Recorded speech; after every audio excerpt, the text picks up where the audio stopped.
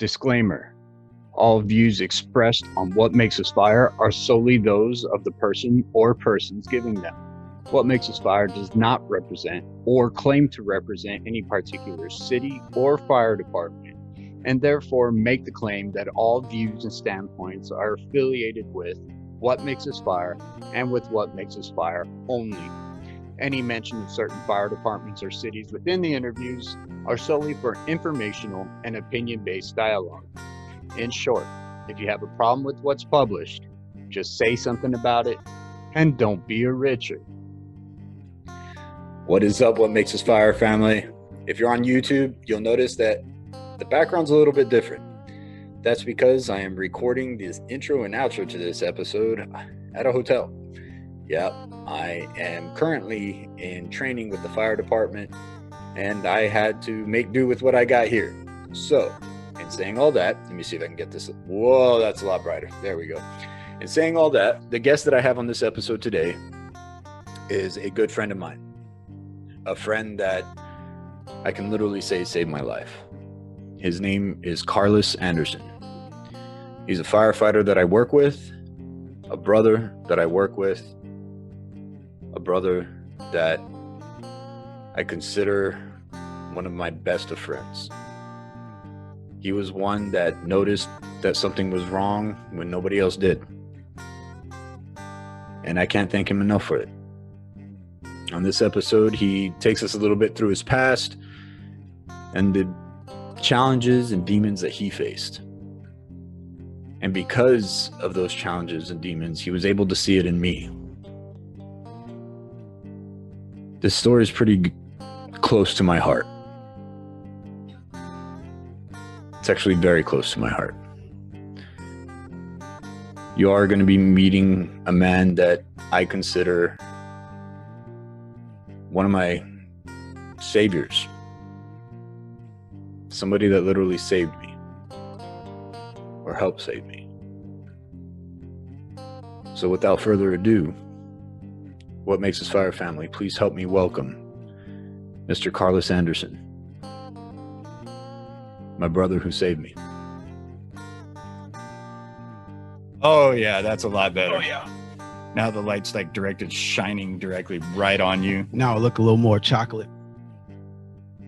Sure. More chocolate. We'll go with that. More chocolate. Yeah, instead of t-shirt black, you know what I'm saying? Yeah, instead of t-shirt black. Yeah, tell your tech to write that down in a little note that we have to set it up for the black man whenever he comes over. So all right, Josh, next time there's another black man here, get a brighter fucking light. We'll call it the brother setting. Yeah. I'll have my teleprompter guy set up. He'll be like, all right, who's the guest? And I'll be like, just set it up for the brother setting. Yeah. Anyway, Karlis, brother, thank you for coming on to What Makes Us Fire. Holy shit, how long did it take you to get on the fucking show? Yeah, man. Well, I was looking at your podcast. I think it's been about 6 months since you started this. So August. It was August. Yeah, so it's only been 4 months. 4 months. Mm-hmm. So yeah, it's taking that long. Yeah, because I wanted you to be one of my first guests, and that didn't happen. Yeah. And it was one of those things where I was going through what I was going through, kind of dealing with myself and everything. So, and with the idea you had, for me, I wasn't ready to put that out there. Uh-huh. I'm a very private person as it is, I really don't let people, but when somebody asks you your opinion, you don't fucking stray from that. Right. I asked you to come share your opinion. Yeah. So I'm here now, man. I'm in the building. We're gonna fucking forget about the past right now. Hey, well, I tell you what, man. People better get ready because this is raw, uncut. If you don't like it, like my man says, don't be a Richard. Exactly. You're gonna find out some things about me that a lot of people don't know.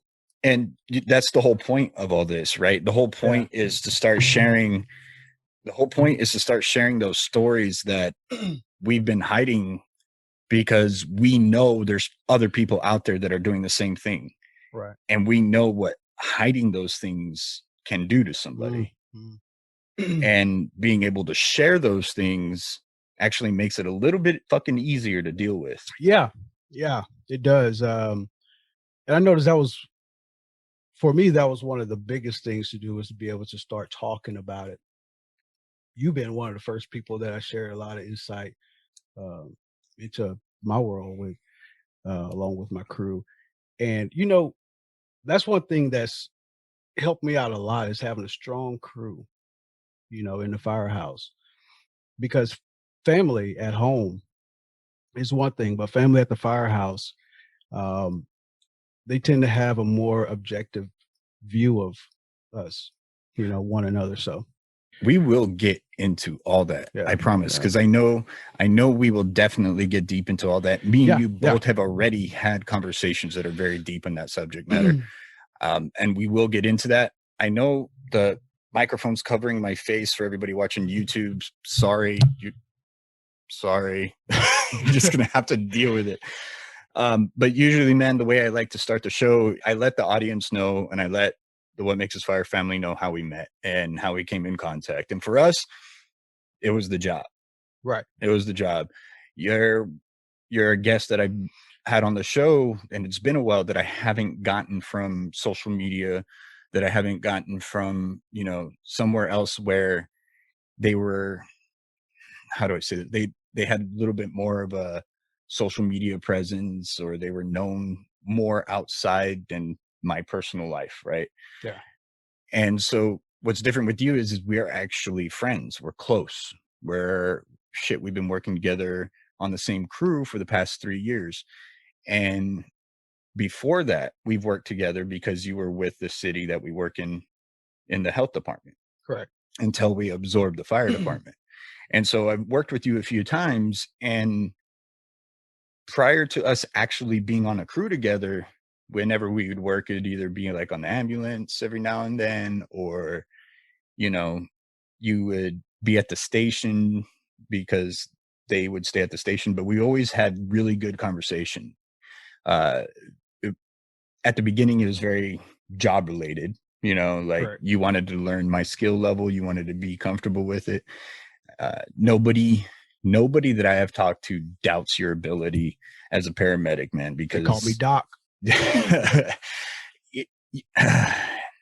You're one of the few that won't go paragod all the time, like some that we know. However, if it calls for it, when you do go there, like, it's justified.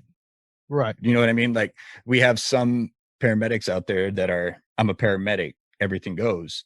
But you allow the learning process to happen. You allow people to do what they know. And then as soon as this might be a mistake, you might want to look at it. You found a way to do that. You found a way to allow people to learn on their own while not putting anybody in danger.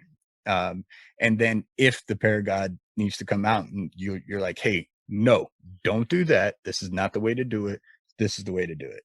But it's always legit. It's not just because you're a paramedic, you get on scene, listen to me, I know better, bullshit type stuff. Like, we know some people to do. Everybody in this first responder field knows people like that, right?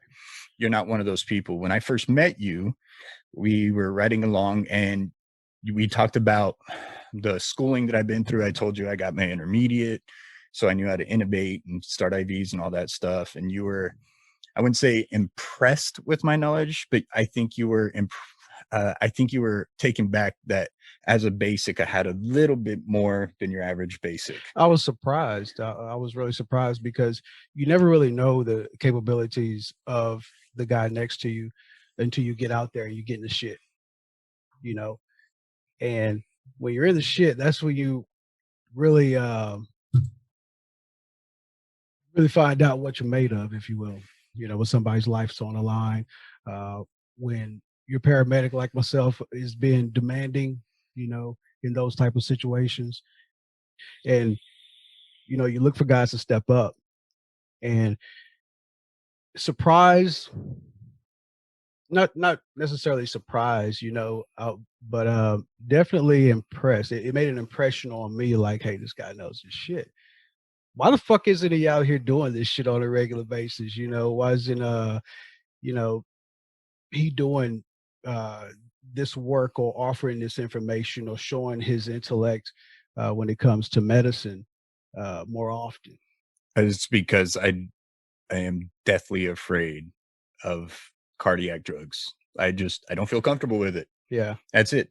I'm 100%. You listen to my first episode, I'm 100% honest. I'm just not comfortable with cardiac medications. Yeah.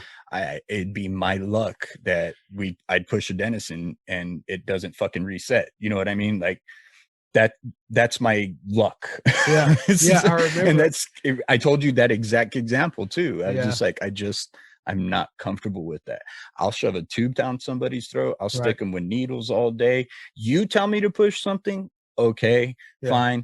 But putting it on me, hey, my math is good, but I don't know if my math is so good that it needs to be dependent for somebody else's life. I recommended that you go to medical school. Yes, you did. Shit. You did. You told me I should. Yeah. And you're like, oh, it's all you got to do is cardiac drugs, man. That's easy. And I'm like, yeah, I have full faith that I can pass paramedic. I have full faith that I can get it. I just don't want to be responsible with cardiac drugs. I don't know what it is. I can't get past it. I'm not comfortable. And I've always told somebody, if you're not comfortable, don't do it, or learn better to do it if you want to. Right. I just don't want to. Yeah. I feel like for me, practicing medicine is my gift. The way I rolled into this business, man, I got into EMT school and it was just took off for me. And I really, really honed in on it because I enjoyed it, number one.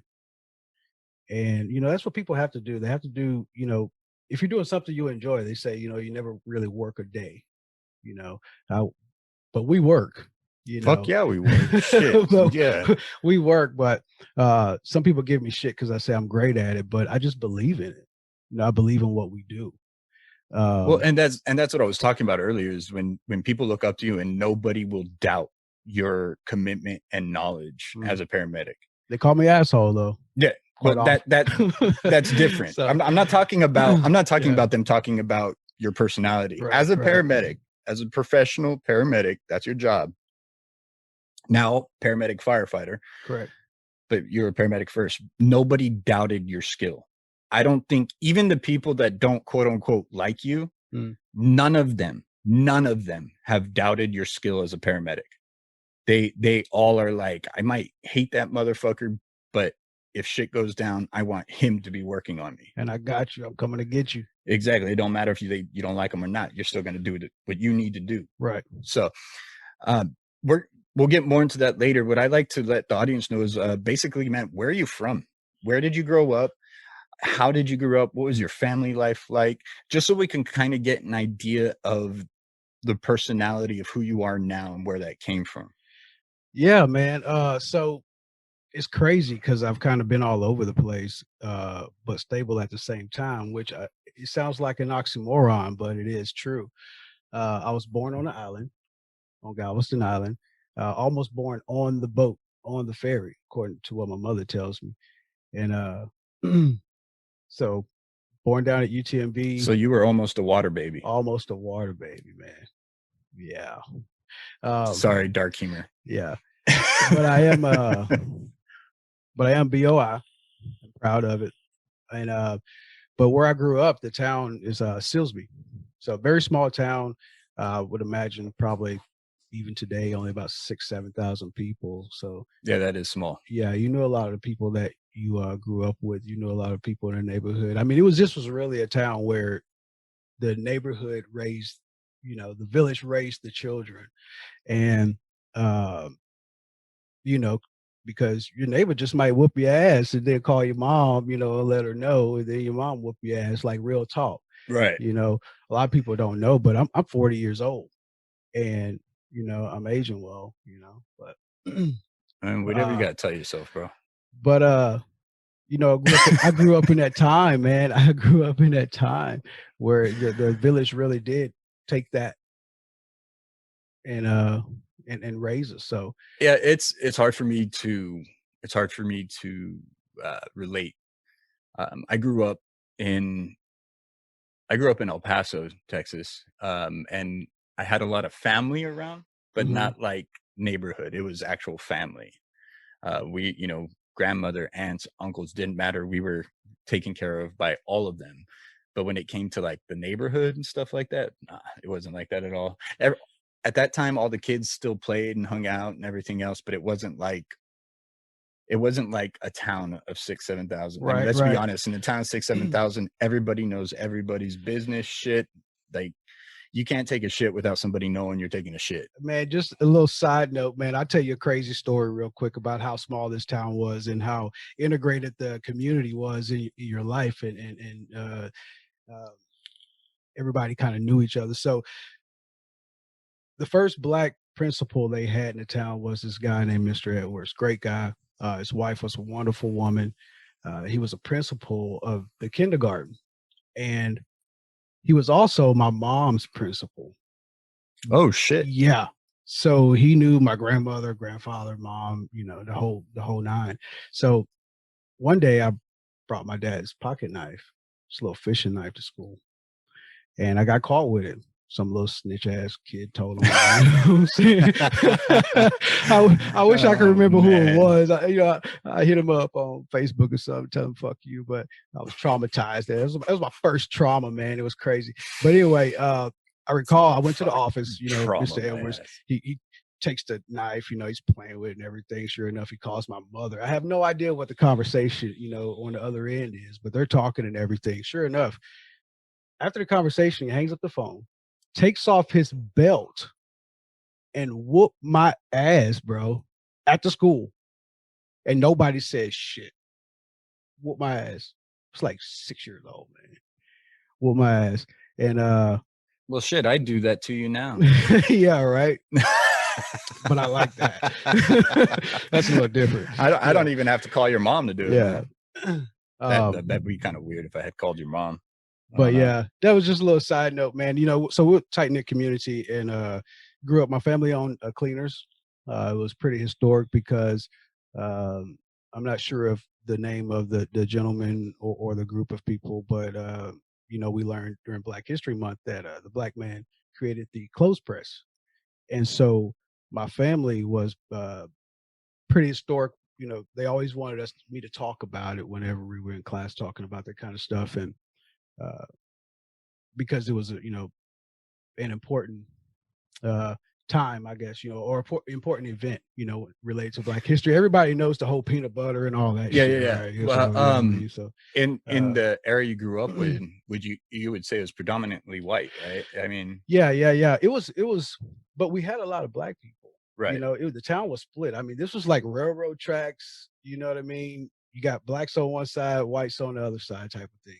So it was crazy. So we had clothes cleaners in a black neighborhood. Majority of our customers though were white, Mm-hmm. and from that is where I learned how to speak properly. Believe it or not, my grandmother really preached that to us, that we needed to speak with intellect. Enunciate your words. You know, people say I have pretty handwriting, but we wrote out the receipts and tickets and things like that. So the way you communicated with the public was very important for us to stay in business. So that was a value that I learned um, early on in my life, that you know it didn't matter the color of the people, but it kind of molded me into where I am today, to be able to communicate with people on a level that I can. Um, and despite the preconceived, idea that they have about me, my wife didn't. She was afraid that on our first date she wasn't going to be able to have a conversation with me, because she was afraid. My wife's from Mexico. She was afraid she wasn't going to be able to understand my English. She speaks proper English, but yeah. So grew up with that, man. Sure enough, went through all the way up to high school and just kind of started wilding out. Really, probably about junior high, I started wilding out, and it was the '90s.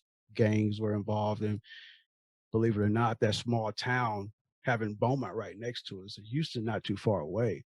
It was a lot of gang activity.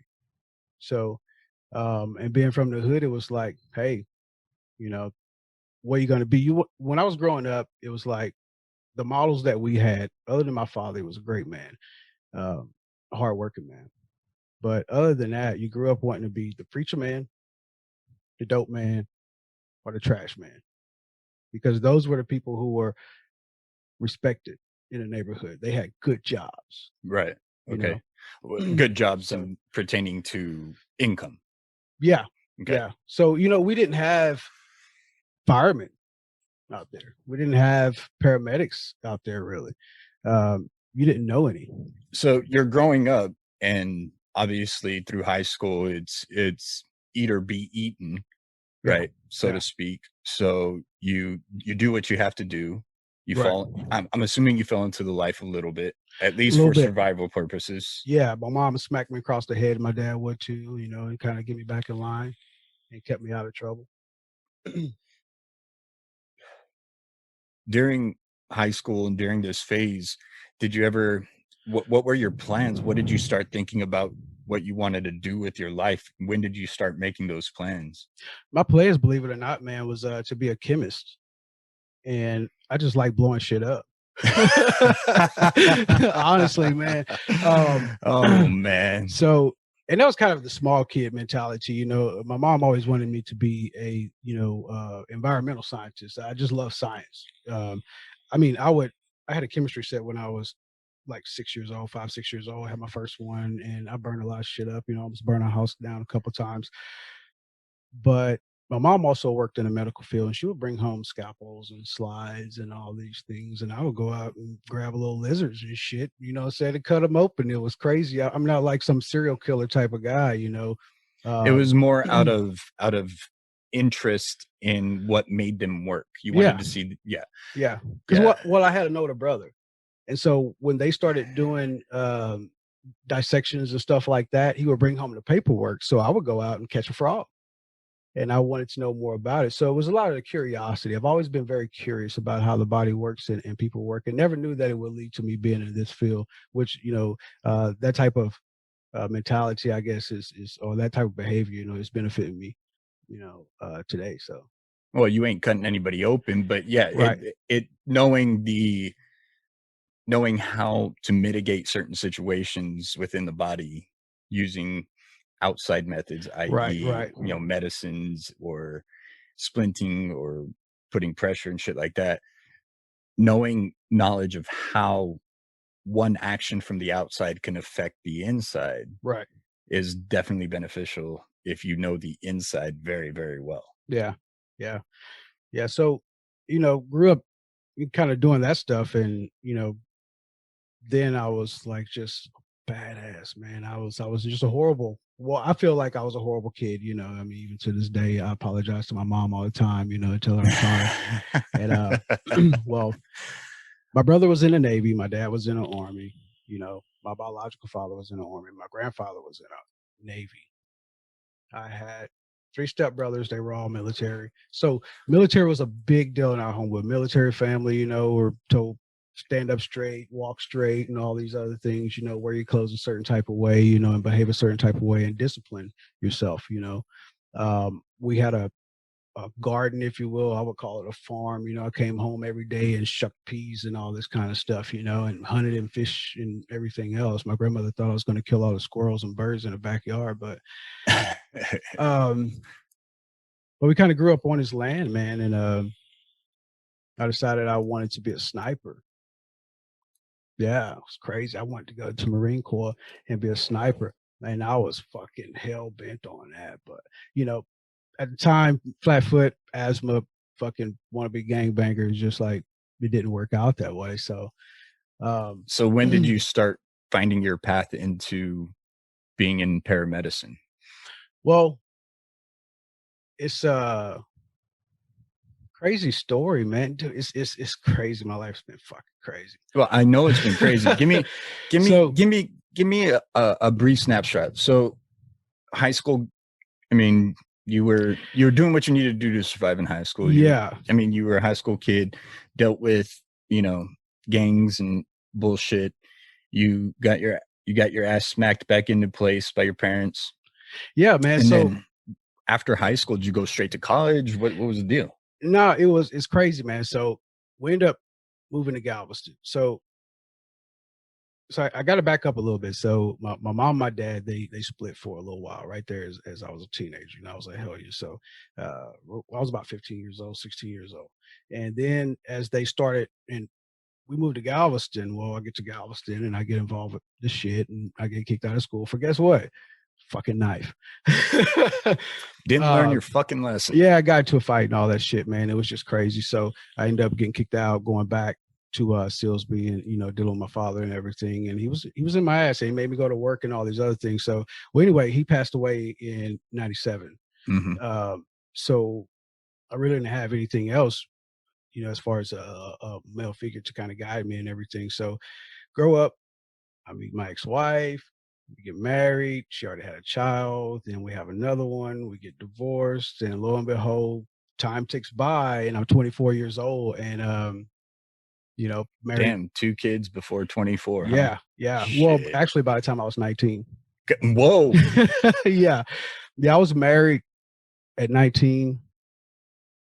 Yeah, somewhere up in there. And that was that story. She was pregnant, so you got married. Yeah, man, because I didn't know anything different. I was like, well, some other of my children, we'll get married and everything. So did that. I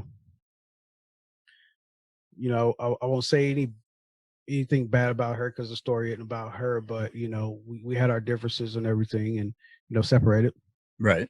And sure enough, I come back home to visit and I talked to my mother and she gave me a deal. She said, hey, look, she had moved to Houston by this time and my younger brother was staying there and he was in high school. And she said, look, here's what I do for you.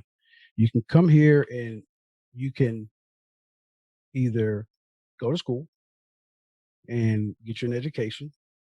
If I backed up, well, I kind of got in trouble and then, came back and got my GED. Sounds like getting in trouble is a common storyline here. It was always just these little fucking things, man. And the little things that you put yourself in. Yeah. Just being mischievous and just being involved in stupid shit all the time. I just didn't give a fuck. And that's why I'm not afraid to really dive into anything today, really. I've always had that type of personality. But anyway, so I get in trouble, this was like serious trouble. You're talking about doing some time that I was facing and God blessed me, man. And he got me out of that situation. So I got out and got my GED, went to college early, started there. And that's kind of where I met my ex-wife. And then we go down that whole road, right? So I was 17 and everything when I went to college the first time. So this time I come back, I'm 24. Mom told me, say, hey, you can go to school. 2 years I'll give you. Or you can just get you a job, come down here, get you a job, and I'll give you a year and get the fuck out. So 2 years for education, 1 year for work. Right. So I do that.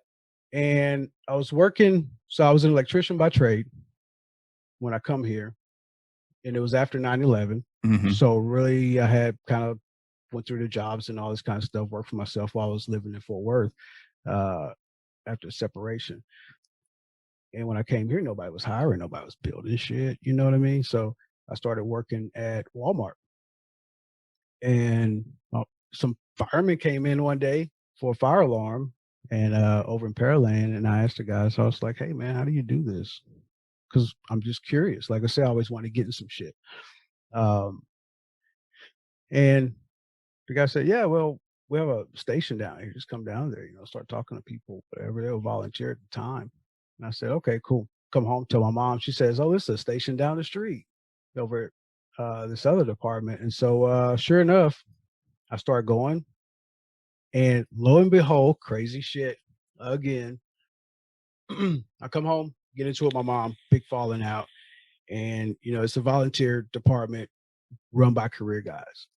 Okay. So, volunteers, they vote you in. Yeah. Right. After some time. So sure enough, get into my mom. She won't let me use her car. I walk about, I don't know, 1.5 miles, maybe 2.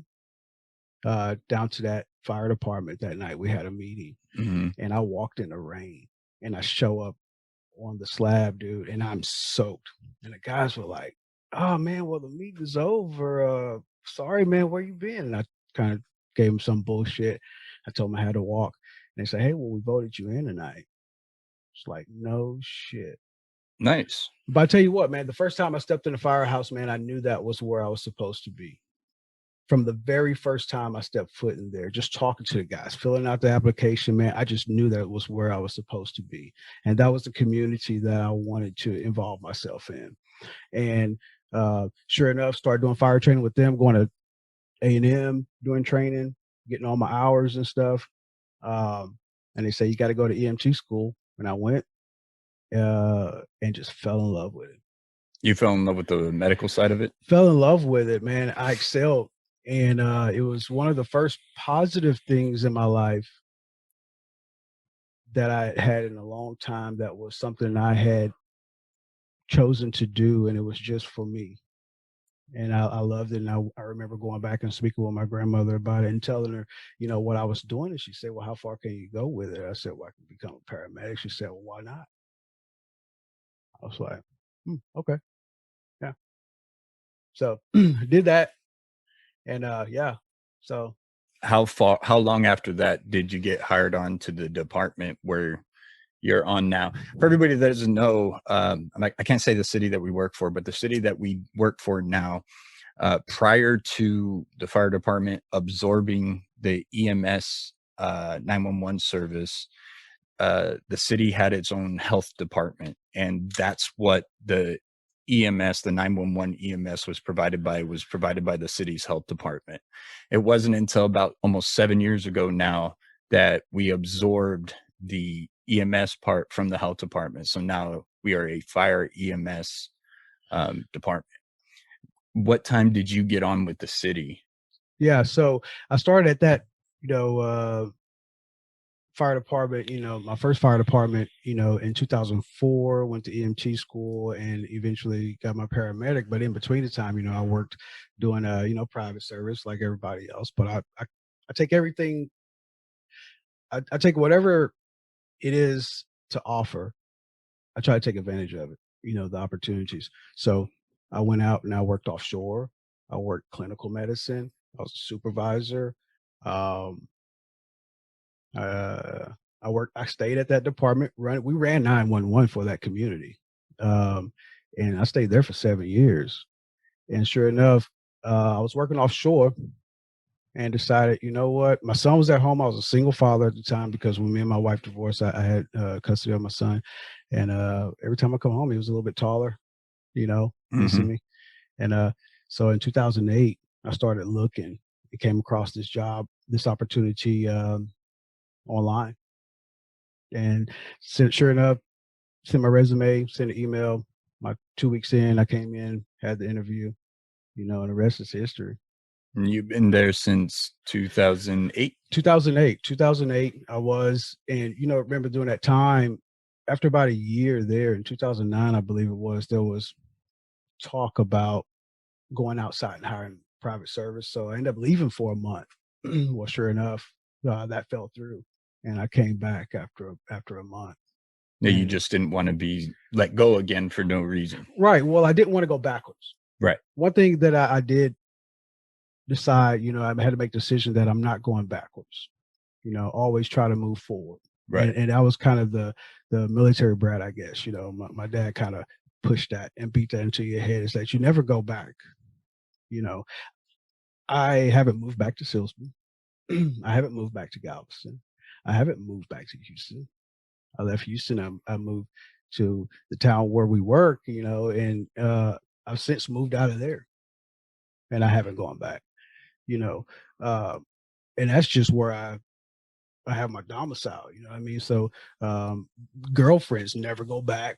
You know what I'm saying? Like, never go back to the bitches. You know what I'm saying? My God, no. When I'm done, I'm done. I'm sure they're thinking the same thing about you. So yeah, man. Just hey, you got a chance to get back, Karlis? Fuck that, I'm good. Yeah, man, I used to call it, man. Me and my partner, we had this thing where we call it every 9 months we call it a rebirth, and we would just like dump all the girls. Oh my God. It was like some cheesy ass shit, you know what I mean? But it was one of those things, man. And we were just done. We just move on to the next. So yeah, man. And I was raised by a bunch of older guys. My brother's 4 years older than I am, or he is 4 years older than I am.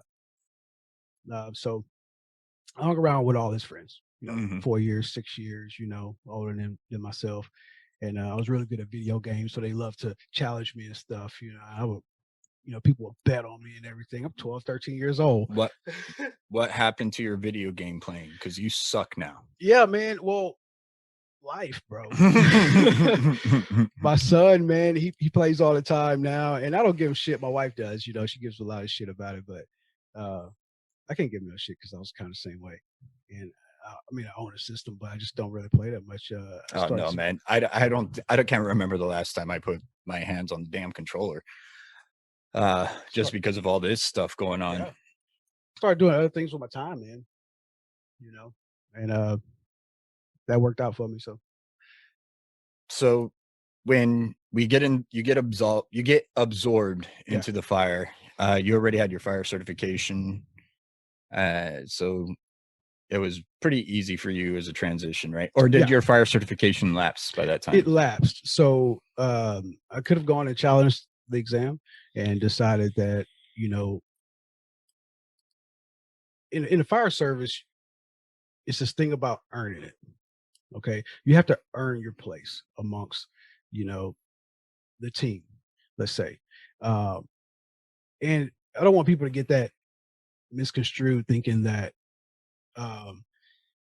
we're just a bunch of Richards out there, right? We're not all just being dicks like, fuck you, there's no hazing, right? But no, none at all. There's none of that at all. None. But I understood that because I started in the fire service, and it's just about camaraderie. You have to be able to trust this guy that's next to you. My motto is, and I always ask guys when they come over to work with our station, and we always check each other in the mornings, and things like that. I say, hey, are you coming to get me? Mm-hmm. And I mean that.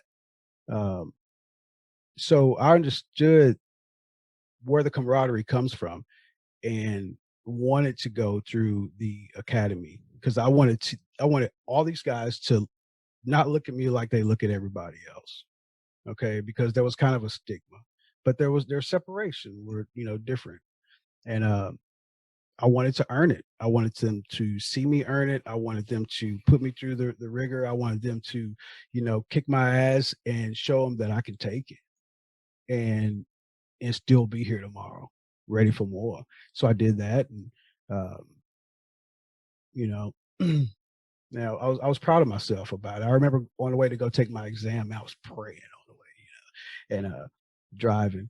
It's like, God, just let me have this opportunity, Don't let me fuck this up. Don't let me fuck this up. Because I knew, I knew in my heart that, this, first of all, I was actually led back. This is the first time I came back to something, but actually I got a phone call from, my chief at that time. Was like, hey, you want to come back? And I was like, yeah, sure. I had already picked my shit up, moved to Fort Worth, well, it was a community outside of Fort Worth. And sure enough, man, I got that call. He said, all right, we're ready for you. And I loaded all my shit up in one day, a couple of hours, and then I turned around and came back. And speaking of not coming back, man, it was just one of those things where but you also said you take advantage of an opportunity that's given to you. That was an opportunity. I never wanted to leave. That's the difference, is that I never had a desire to leave. I was always happy where I was. That was once I made it there, because as a paramedic, it was very hard to get with a municipality. Very difficult. It is very difficult. Well, not even as a back firefighter. Back then. Yeah. Now it's like fucking we're starving for firefighter paramedics. Because guys you get it with a municipality, people stick around, man. I mean, we've got tons of guys that have 20, 25, 30 plus years within our department. Yep. And they're not even talking about retirement. I mean, it's not even really a conversation unless one of us bring it up like, hey, we want to promote. Yeah. How much is it going to cost for you to retire? Exactly. I'll give you 10 grand right now. 10 G's, everybody. I'll give you 10 grand right now. You put in your retirement paperwork. Yeah, I want to promote. Yeah, that's crazy, man. And I mean, don't get it twisted, America. There is a price on everything. Oh yeah, absolutely. I'm not saying it happens. No. I'm not saying it happens. Not saying that. But it's definitely one of those things that's like, what's it going to take for you to kind of step away so I can advance? Yeah, I mean, you need to donate to a guy's retirement anyway, man. That's a tradition. You just donate to retirement, man. So always keep that 10 grand in your back pocket. You know what I mean? But yeah. So you get in, you get absorbed into the department. Yeah. Now you're a firefighter medic, right? Right. And we went through our growing pains with all that stuff. Right. We're still going through them a little bit, but now there's more firefighter paramedics than there are just firefighters, which we knew was going to be coming. Right. And now it's kind of, I think everything's starting to get to that level where it's kind of leveled out a little bit. Nothing's too crazy right now. When it comes to the firefighter paramedic and how we're dealing with each other and stuff like that. Yeah. I think it's leveled out quite a bit, actually. And it went through its growing pains. Right. It went through its growing pains. You were actually a big part of getting those growing pains taken care of. Yeah. And you spoke up quite a bit for the paramedics getting absorbed into, because you didn't want to, you were on the other side of the coin than I was on. Yeah. Right. Yeah. When I got hired on, it was always, hey, you might have to go get your paramedic. And I was just like, well, if that's what I have to do, I'll do it. I'd rather not. I'm not gonna lie. I'd rather not, because I was still stuck on, and still am stuck on, not wanting to be responsible for cardiac drugs. But right. If that's something I had to do, I know I can do it. I just didn't want to. Well, our department made it to where we didn't have to. And it kind of shot themselves in the foot a little bit, that now they have to find firefighter paramedics or paramedics, because it's a lot easier to train somebody to be a firefighter than it is to train somebody to be a paramedic. Yeah. And it's a lot cheaper too. Yeah, we tried to tell a certain individual that, and he was under the assumption that paramedic school was easy. And it was a lot easier to go through paramedic school than it was to go through fire school. The physical part of it, I can understand with being a firefighter. Yes, it's very physical. And you do need to be in some type of shape in order to be able to handle that. But as a paramedic, you have the physical part because you have stress. You got high call volume. The types of calls you get, and you've been in charge of somebody's life. And then you have the mental part of it, the emotional part of it. A lot of those things, which we're here. Eventually, I'm sure we'll get into. This is a perfect segue. I'm going to let you finish what you're saying. Talks about it, or we'll talk about it, and those things that you have to be mentally tough and capable of handling. So, that aspect of it, a lot of people, well, this in particular person or group of people didn't understand.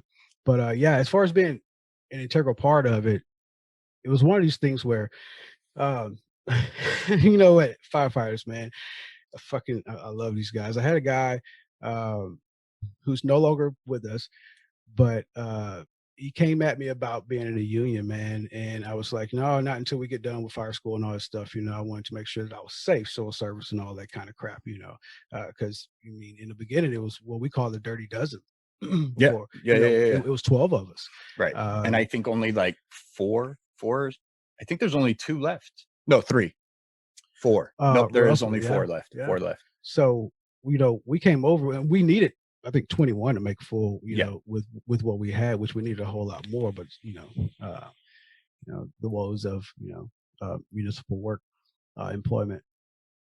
But yeah, man, we came through, and so he comes at me about being in the union, and I say this because for those that don't know, most of you will know, but being part of the membership, that's totally opposite of your career and somebody who signs your check, and here we're all equal, but So the union does a lot of work for so us for as everybody that doesn't individuals. know how a union work, a union is completely separate from the actual entity. Right. The union is just a governing board that people that are in that job, in that entity, can decide to be a part of. When they're a part of that, they have certain protections for them, especially in civil service. Civil service, the wording and the law can be twisted for municipalities, for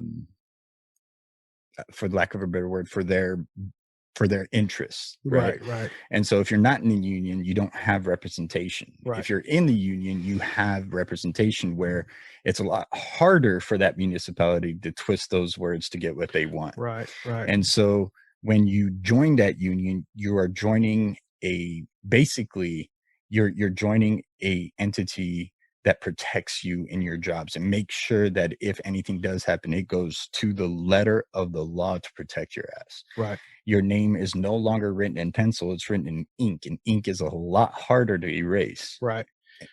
Well, one thing I learned was that it also gives you a voice. I mean, I can call one in my office. I can tell him he's full of shit at a union meeting, but you better not say that when you're on shift or anything. Correct, Anywhere outside of that. It doesn't leave those walls, but it kind of give you a voice. And we kind of go back and forth. And I tell these guys, hey man, you don't want that, because if I get involved, I'm all the way in. If I'm in, I'm all the way in anything I do. They learned that. They learned that real quick, man. Yeah, and I got in there and we started working. So, we had a small group of people, man, growing up, being a minority, if you will, in America, man, I had and growing up in an environment that I grew up in, it hardened me and maybe to where I wasn't afraid to say something. And one of the things that when we took that oath, it was like, we said that we would never wrong a brother. I mean, I raised my hand in front of a group of guys who I fellowship with and swore that I would never wrong a brother. Mm-hmm. And I meant that. So I've never sworn an oath like that other than, tell the truth, in the courthouse or something like that. But it meant a lot. And if I give my word, then my word is my bond. So sure enough, I get all involved in that. This guy comes up to me, man, one night, and he was like, motherfucker, you gotta get in the fucking union. And you know what? Give me the money right now on the spot. And I was like, oh shit. When he chewed my ass about it and the way he came at me about it, so aggressive. And anybody else would have thought, man, this fucking black guy about to knock shit out of this little white boy. You know what I'm saying? But dude, does this guy know he's fucking talking to? And this guy was a rookie, but we were outside of work, man. And so it really didn't matter. And he came up to me, man. I was like, where's the fucking ATM? And I went to the ATM, man, and there it was, man. I gave him the money, got me some change, and they wrote me a promissory note, which I didn't give a fuck. But started doing that, man. Got involved and started really working for paramedics to be able to have a voice and and changing. We got a lot of stuff done, and a lot of paramedics that are in the city now, they owe me. They owe me. You feel one. that? Yeah. I feel like you owe me one. But most of all, most of those guys, they respect me, even the ones who weren't there when the shit was going down. Well, I mean, let's be honest, because when hearing you say that, it does sound pompous, but let's be honest, like you put yourself on the fucking line. Your name got dragged through the dirt a couple times because of the people that didn't agree. And like you took the brunt of a lot of what, the paramedics coming in were asking for and concerned about. You took the brunt. You were the voice, right? It is what it is. That's what it was. You were the outspoken voice for them. And you did take a lot of fucking heat for it. And that's what it is. So I actually don't, even though it sounds pompous when you say they owe me it, like they owe me that respect. Not really, because they kind of do. I mean, nobody else stepped up. Nobody else was willing to have their name dragged through the mud. Nobody else was willing to get in screaming matches and stuff like that at union meetings. Like you were that guy. You were able to do it. Yeah, I got dogged out pretty good, man. And I want people to know, I don't want to sound, they do call me asshole. You know, I wear that name and I wear it well. And I don't want to sound conceited or anything. You know, you guys, you don't owe me anything, but you know, it was. I felt like nobody else would do it. You know, I had a couple guys asking me. You know, they called me. People were like blowing my phone up. You know, about certain things, and as I start, you know, when I was really getting involved, and even not being an executive board member, I was at all the executive meetings. I went out to these seminars and I learned all this stuff because I wanted to learn the law. I read all the rules. I mean, I've read the entire civil service. You know, I kind of go down a rabbit hole sometimes, but No. um, just to help guys out, I've written some proposals. I've also, you know, written some grievances, and all of them have won. Even been offered by the then, you know, president to like, hey man, you know, I think we want you to write all our grievances from now on, you know. But I just told him, I said, hey man, I'm in, I'm all the way in. You know, if you need something, let me know. And I feel like if nobody else wanted to take on the fight, then I would fight for them because I'm here and I love being here. Right. So Well, and all of that, saying all that, all of it says something about your character when it comes to the people you work with, your brothers and your sisters in the yeah, department, right? It says something about your character and what you're willing to do. And you being able to actually share that now, I think is going to allow people when they hear it yeah, to kind of understand what they didn't see behind the scenes. You're able yeah, to, right now, you're telling, this is what happened behind the scenes. You guys yeah, didn't see it. You just heard all the bad shit. You heard everybody else's side of the story. Here's mine. Make your choice, you know, believe what you want to believe, but this is what happened on my end. Well, here's the thing about it, Q, and not to cut you off, but you know, it didn't matter what side of, you know, the table you were sitting on. Mm-hmm.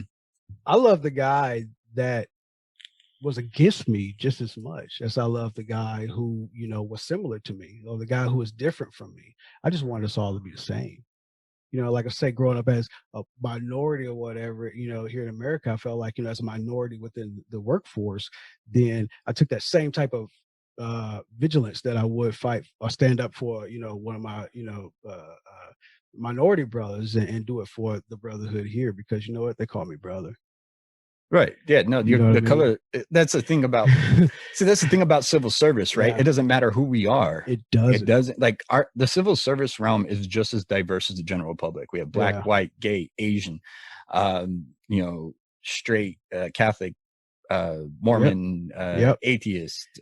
We have Republicans, Democrats, libertarians. We have people that just don't give a shit. We have Yeah. look, we are so fucking diverse, but Yeah. we all consider each other brothers and sisters Yeah. in that even though we might not agree with each other, even though that morning we might have had an all-out screaming match about something we disagreed on Mhm. outside the job, once that tone hits, Yeah. once that bell rings, that tone hits, it's all that shit doesn't matter anymore. Yeah. Your life matters more than our argument. Right. And I'm going to do what I need to do to protect you. You coming to And get me? fuck yeah, I'm coming to That's get it, you. man. Like Fucking A. you ain't So, you ain't dying a fucking alone. Period. Right. I'm gonna do everything. Like I'm gonna die trying to get you out if it came down to it. Right. I'm gonna do everything I can. And I think that's the sentiment. No matter how much we disagree with somebody on the job, no matter how much we dislike them for whatever reason, when the shit hits the fan, there are brothers and there are sisters, and we can fucking just hate them. We can hate working Yep. with them. We can hate listening to them. We can hate their ideas, but we don't hate them. Right. Right. Right. And it's hard for people to understand that, especially nowadays, right? Yeah. In the general public, it's hate. And if you hate them, fuck them. Like they Yeah. don't matter. If they Yeah. die, woohoo, they did. No, that's not like that. It's not like that. We respect them because they're human beings. Because Right. they're human beings, they're worthy. And more than that, because they're in the field that we're in together, we're brothers and sisters, and we're going to die for each other no matter what. Right. I mean, you're dealing with the same shit. Exactly. You know, you're in the same shit. So You alluded earlier to about the shit we see on the job Yeah. and how it affects us and everything else like that. What was it for you when you first realized, oh shit, this is way more than I thought it was going to be? like elaborate. When during this time of you becoming a paramedic and working the Mhm. job, when did it hit you that the shit that you're seeing and the shit you're dealing with is affecting you more than you thought it would be? That's a really good question, man. Can you pinpoint it, or is it more of just kind of like it was an evolving thing? Well, um, there was an incident, so that happened, and now when I think back to it, I can recall it.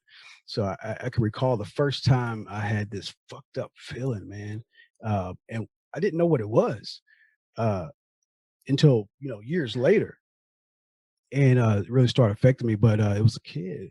It was an infant, and it was an infant, man, and I mean, I've been the one to go tell the mom, it's nothing we can do for your baby, on Mother's Day. Right. Okay. And have her hold my leg crying, no big deal. That is a big deal. Well, it didn't affect me like this. Okay.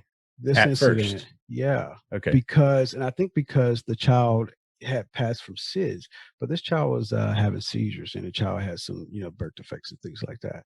So uh, sometime later, it's always been, I've always been curious about what was the outcome. What was the outcome of my patients? You know what I mean? So I go back, man, and I happen to run across this mother one day in the street, and I was like, "Hey, how are you? How's the baby girl?" And she turns, just like, "Whatever you gave her messed her up." Yeah, What? yeah. Whatever you gave her messed her up. Yeah. So what happened was this kid was called status ep, right? Status epilepticus. So I ended up having to give this kid some Ativan, I think it was at the time. And very small amount, but we had to intubate this kid and everything, man. It was crazy. And it was me and this female paramedic, and we worked the shit out of this kid. And we ended up saving her. Okay. And now today I realize I can cope with that. It wasn't my fault, but it took me some time to be able to accept that. But I seen her, man. I want to say either at the hospital or in the street at a store or something. I recognized the mom, and I went, just like, "Hey, how is so and so?" And she told me, she said, "Oh, well," she didn't even say, "Hey, she's okay." She's like, "Oh yeah, I remember you. Whatever you gave her messed her up." Those were the first words that came out of her mouth. And I was like, I was stuck. I have no idea what she said after that, or if she said anything after that, or what happened. But my world just went. Just closed up. Yeah. I mean, I've seen some shit, bro. Mm-hmm. Not just in the business, in life. Being a fuck up, like I said I was, I've seen some shit and been in some shit, man. But that hit me because I was on the high, man. I mean, I was on the high, believing what we did, and she told me that, and it really, it kind of made me step back and now started to be cautious. I've never been cautious. I'm just like, let's dive in. Whatever, whatever's tough, let's go for it. Let's put ourselves through the pain, if it's physical agony or the mental toughness. Give me more. It's always just like, give me more. But this one, man, it really affected me. And as we go on, I had to battle through that. And so then it was just all these ebbs and flows from that point. So from that point on, you that triggered the chemical reaction. You know what I mean? That triggered the possible depression. Yes. Maybe. Where you're starting to feel sad about the actions you did. Yeah. And now it's, well, fuck. Now, instead of giving that 110% confidence to every single patient, now you're, oh, fuck. Let me make double check. Let me be triple check. And you're questioning your ability now. Yeah. It made me, it was a reality check for me, and I had a guy tell me one time, when I tell people I'm great, and I'm the best in the city. But people say I sound conceited, but I really believe it, because of what I've done, what I've been through. He says, "Man, you're gonna get your piece of humble pie one day." I was like, "Dude, I own the fucking bakery." Okay.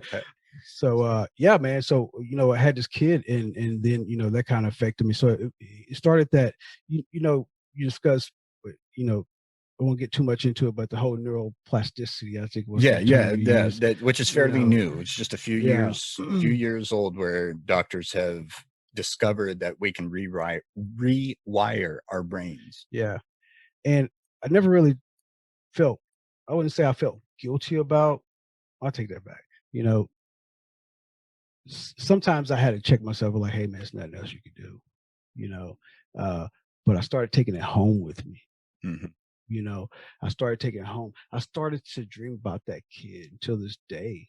You know, well, over the last year, I've worked on suppressing that, and really pushing it, or dealing with it, I should say, not really pushing it down, but just dealing with it. One day I had to wake up and say, you know what? It wasn't your fault. It took years. But through that time, every incident that it seemed like, I started questioning, like, man, could I have done more? Was there something else? Is there something I missed? I really started to dig. I mean, I was always, already, digging, trying to find out, educate myself on whether it's medications or doing follow-ups with my patients and getting to know if what I did worked. Do you think that you were starting to question it and having this doubt? Do you think it was more because look, and this is me on the outside looking in, okay? Do you think it was more doubting your ability, or was it concern, like real true concern for the patient? It was real true concern for the patient, man, But because that real true concern for the patient was coming from doubting your ability. So that when you go home and wonder, did I do enough? Did I make the right choice? Was there something else I could have done? That's doubting your ability, right? And that's kind of it's called what it's kind of like a selfish thing, in that you're like, I know I can be better. I know it can be better. But the repercussions of those thoughts are the patient's outcome. yeah, Do you see what I'm saying? yeah, So when you start thinking about it, you start wondering, okay, am I really concerned about the patient's outcome, or am I just really concerned about my ability right, for the right, right, patient's outcome? right. So where's that measure? So, what I started doing, well, questioning one's ability is going to either make you or break you, Right. right? Um, so me and my mentality was like, how I started searching for a way to take this on. And so I started teaching. I went out and I got my teaching certification to start teaching at the college level and start teaching other paramedics. Your And instructor certification. right. And Mhm. it was my way to give back. So, and during this, it caused me to study more, understand more, be able to answer questions that people had. So I had to increase, in turn, it increased my knowledge base. So I was able to build my confidence back, if you will. And still not dealing with what started it all. I was looking for a way to, I guess, justify myself. And but it ended up being a positive thing because I was able to go out and teach other people the craft and give back to the craft that's given me so much. But at the same time, it started out as, how can I be better? How can I be better? And it's crazy that you ask. It's a really good question. Was it selfish? I don't really consider myself a very selfish Well, it's person. not about considering yourself Yeah, selfish, but it is in nature, it's yeah, a selfish thought, right? yeah.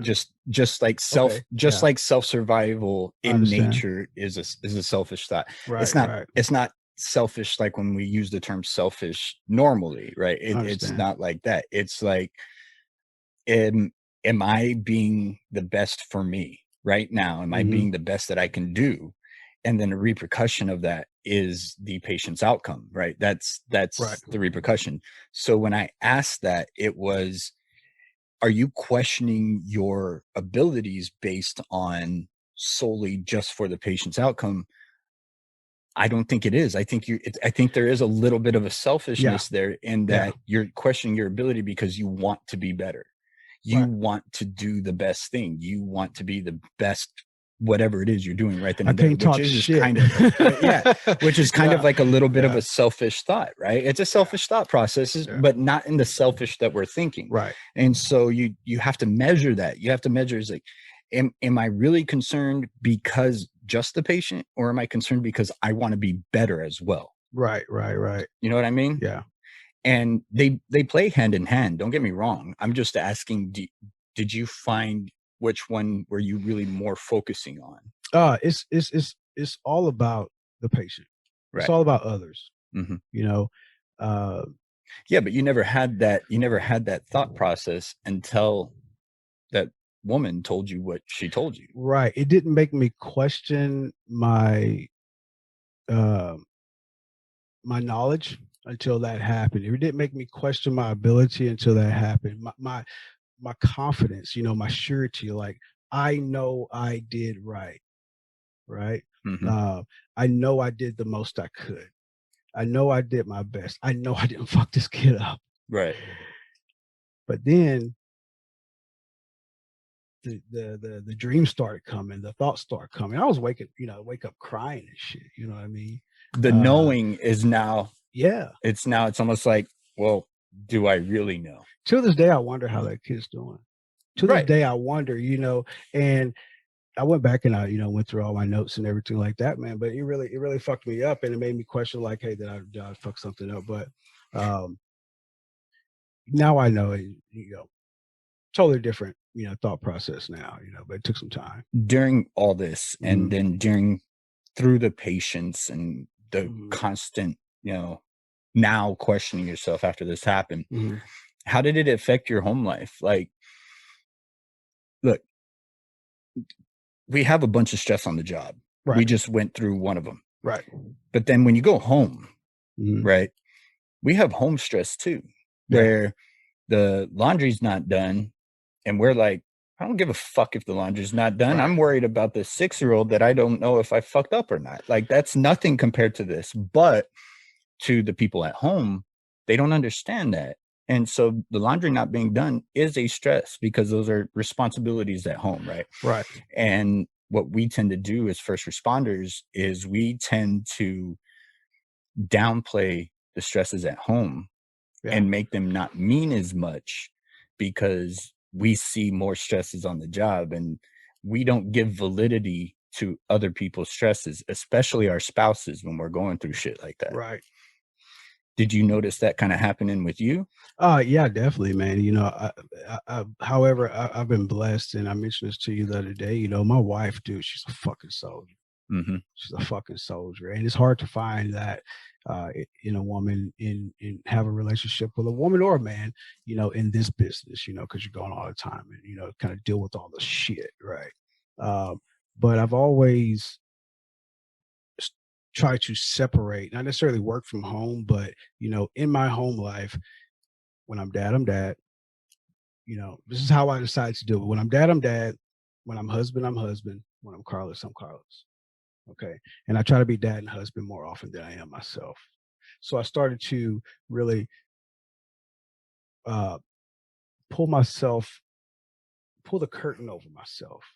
Okay. Not necessarily putting on a facade. It was more of, you know what? Let's keep that guy suppressed. Let's keep that guy's thoughts, his ideas, his feelings, emotions, and all those things oppressed. And one of the things that I started doing, I started going to the gym, man. I spend 2 or 3 hours in the gym, and people say, "Why you work out so much?" I said, I tell them, so I don't go home and beat my wife. Damn. Yeah. And some people would chuckle, or they'd be like, "Damn, what the fuck?" I'm like, well, I was serious. Well, and those, believe it or not, those are actual real emotions and feelings and thoughts that people that are dealing with depression and keeping stuff in have. They're afraid of what would happen if they let that depression out. Yeah, man. Right. And those thoughts happen all the time. Look, you hear about women that have kids, right? And they're postpartum, and they have horrific thoughts about what they want to do to their kids if their kids don't stop crying. Right. They have horrific thoughts. They're just thoughts. Yeah. But they almost feel bad for having those thoughts, right? But those kind of thoughts happen when you're depressed. Yeah. And they're normal thoughts. Right. People don't like to think of them as normal thoughts because they're so dark and scary.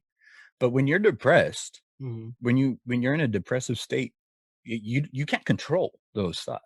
Right. They just pop into your head, and then you True. get so scared that I need to suppress this, and I need to do everything I can to suppress this, because you don't know who you are once that comes out. Once that depression comes out, the anxiety comes out, Yeah. the stress. If it came outside of your head, Mhm. you're not sure what's going to happen. Who's it going to affect? Is it going to affect you? Are you going to start having suicidal thoughts? Are you Right. going to start having thoughts of violence, anger? Are you going to start having thoughts of just sadness and loathing? Are you going to have thoughts of nothing? Are you going to feel like nothing? That's the thing with depression. You don't know what's going to come out once you start letting it out. So we find therapies, or we find things that allow us to suppress those feelings. Right. And I learned early on in my career that my friends didn't want to hear it. People that weren't involved in the business in the life, they wouldn't want to hear it because what a lot of people don't understand is when I need to talk, or when it comes out, it's coming out. We oftentimes we always find these people who, you meet somebody for the first time, or maybe you go out and you know to dinner or something with another couple, or these random people. They always want to know, what's the worst thing you ever seen? Oh my God. Or what's the worst thing you ever had to deal with? And I was like, I don't want to fucking think about that shit. Everybody I'm not listening, even on that, you guys have heard me talk about this before. Everybody listening, there's a difference between what's the craziest thing you've ever seen and what's the worst thing you've ever seen, right? The worst thing you ever seen, and I'll talk about it. I'll talk about it. The worst call that I've ever been on, and it still haunts me to this day. I'll talk about it. However, when you ask me what the worst thing I've ever seen, I stopped them and be like, I'm going to tell you what that question means to me first. And then if you still want to know, we'll talk about it. What that question means to me is you're going to be asking me to relive a situation, right? A call that I have been dying to forget. Right. That's what you're asking me to relive and telling you. Do you still want to know? Because we'll have the conversation. I'll tell you, but you need to know what that question means to me first. Yeah. And if you say yes, then we'll have a sit down conversation, and it's not just going to be a drinking buddies, we just met, or having a beer type conversation. This is going to be a deep fucking conversation that you are asking me, because this is a deep thing that happened. Right. Now, what's the craziest thing you've ever seen? What's the weirdest thing you've ever seen? Yeah. That's different. Yeah, I can tell you some crazy shit. It's the vocabulary used. Yeah. Right. Yeah. If you say worst, if it's the worst thing, there's a reason why it's the worst. Yeah, and when they ask that question, man, you have this. Well, you have this flash. Yeah, it's like you can't even stop it. You don't know what the emotion is going to be. When sometimes I get angry at them. I've gotten up and just left the fucking dinner table, man. Or just turn around and walk away from the person. And or sometimes I just laugh it off and just say, hey, I don't want to talk about that. I see all kind of shit all the time. I mean, pick one. But having those friends that are outside of the business, man, I would tell you today, my entire circle is completely different from what I had back in 2003, in 2004. Totally different. My best friend, we were best friends for 17, 18 years. We haven't spoken in about 5 years, 6 years. Oh, wow. Yeah. And I love this guy. It's my son's godfather. I love this guy. And, we've lived together and all this stuff, man. We met each other when I first went to college, and, we got in a lot of trouble together, and had a good life, being friends and stuff. But, our lives just kind of took us different directions. And one of those things was, within our circle, him being part of that circle, nobody wanted to hear that shit. He would tell me sometimes, like, KJ, I don't want to hear that shit right now. Because I would just come over and just Let it out. sometimes just like, yeah, hey man, check this shit out. I was saying, fucked up shit and just, tell a story. And nobody wants to hear that, over drinks or over dinner or hanging out, I playing some music or something, Well, I had a friend on the Yeah. podcast, and he's just a friend, Yeah. right? He's not in the civil service at all whatsoever. And I asked him what it was like being a first responder's friend, Yeah. somebody that doesn't really understand necessarily the shit that goes on. And he said, I'm a friend first. And he goes, but it takes me, he goes, it's definitely takes me off guard because I don't understand. Right. And I want to be the friend, but when you start talking like that, I don't know what to do. I don't know what to say. Yeah. I mean, I know you want this friend now. You want me to be this friend that we are, but I don't understand, man. Like Right. we put them in a situation without even thinking about it because they're our friends. Yeah. Our whole lives, we've told them the shit that we've been through. They've been through the same shit we've been through. Shit, they were right next to us when we went through some shit, right? Right. But when we get into the job, Mhm. we forget that what we see is abnormal. Right. We're asking normal people to comprehend the abnormal part of the job. Right. The everyday layperson doesn't get to see these things. We see things through a different lens, but like I say, man, so I started to learn this behavior where I just kept things to myself. Nobody wanted to hear it. Nobody wanted to talk about it. However, my son, he's demented in some crazy way, but and he would always ask me, but he grew up in it. I mean, he grew up, riding the fire truck with Santa. You know what I mean? So, and he was always interested, and would just ask me about my day. And I don't know if it was just children are angels, right? And he was a great kid where he was just like, so how was work? Anything crazy happen? He just try to get me to open up, and I know that now today, but then I didn't really understand, him as a child allowing, trying to allow me to have that moment because, he kind of grew up during those times and kind of heard me bitch and complain about nobody wanting to listen. And unfortunately, he kind of suffered the brunt of that as well, because he was there, it was here now for a long time, just us. But yeah, that went on for a while, man. And then, I started opening up to my wife and she's awesome. Which I just come home and I can just dump anything on her, man. I mean, she just looks at me, has no idea what the hell I'm talking about, but she will always give me the same response, man, at the end of it all. You know, okay, baby, well, everything's gonna be okay. That's it, man. And that has got to be the best phrase or sentence or whatever, that Especially when they believe it, a when they loved tell you. one, yeah, just say it like you mean it. And she would just always tell me so, and she just kind of pat me on the shoulder, like, baby, everything's gonna be okay, you know. But I mean, there was times, man, where I mean, even still today, she'll just let me deal with it.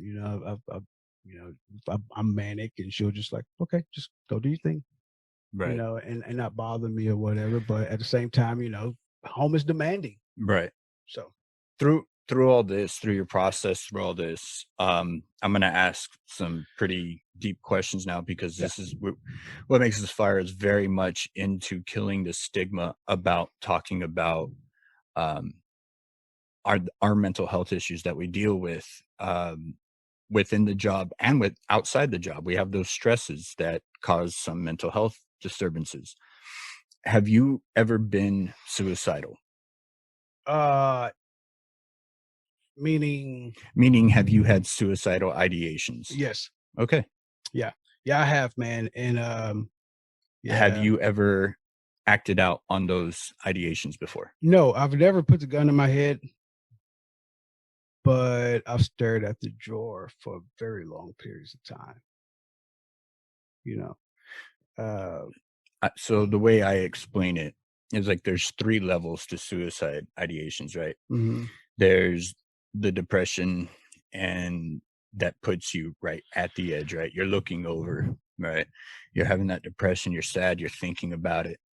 And then you have the contemplation, the actual ideation, the Right. idea that puts you hopping on to the ledge, right? Yeah. And then you have the attempt. That's the actual jump. Right. It sounds like you were like halfway on that ledge and halfway still depressed, but you're still having the thoughts. Yeah, it was it's more like I'm fucking tired of this shit. I hate this shit. You know, sometimes previously I acted out, so that was early on. And this is before I realized what was going on with What do you myself, mean man. acted out? I would my behavior was different. Okay. So you allowed the depression to kind of take over your behavior. Yeah. Okay. So and not really realizing what it was. Let's say, okay, for instance, I had a patient once, and so after his kids just, some things would bother me, some things, wouldn't, man. It's fucking weird how it works. But I had this patient, it was this guy, he was in a car and they called us out to go see him, and he's sitting in his car, and it was third party passerby or something like that. So sure enough, we pull up and I see this older guy. He's probably about 50 years old, so 60 years old, and he's in a car and he's crying. He's crying. He cries the whole time that he's with us, and he starts just like, "Hey, man, you don't have anybody you can call, anybody come get you. There's nothing really wrong." And sure enough, man, like his kids don't fucking talk to him.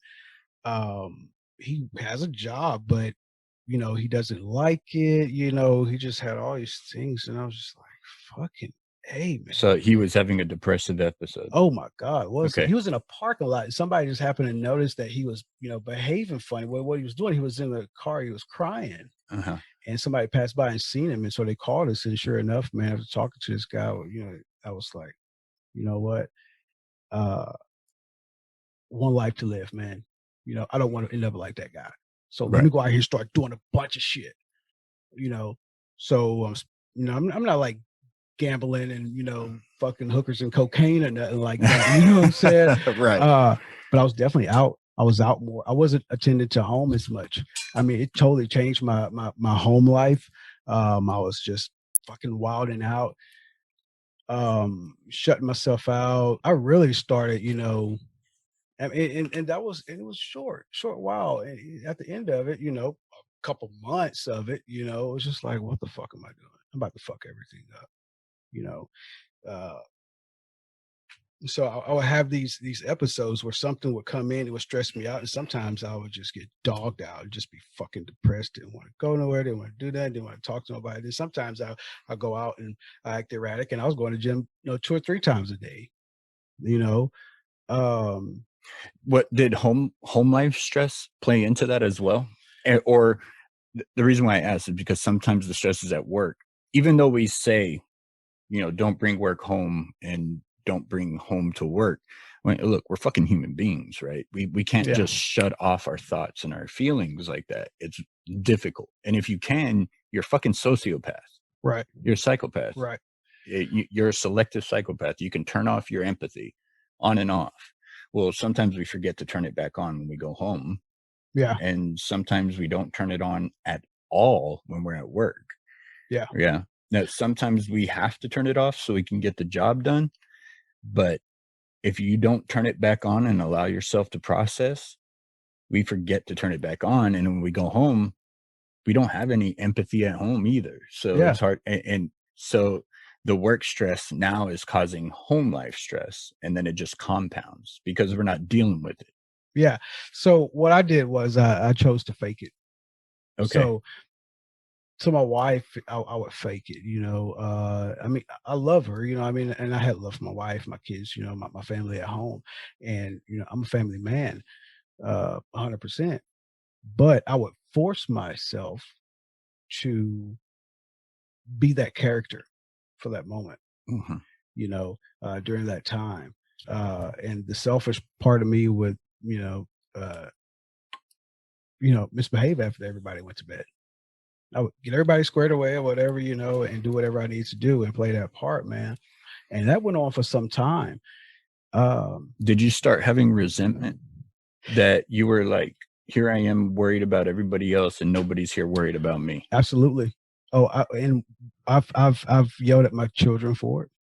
I've yelled, not in front of my children with my wife, but we've had those conversations. I've probably only yelled at her like maybe twice in our entire relationship, but I would talk to her and I would have these days like it really doesn't fucking matter.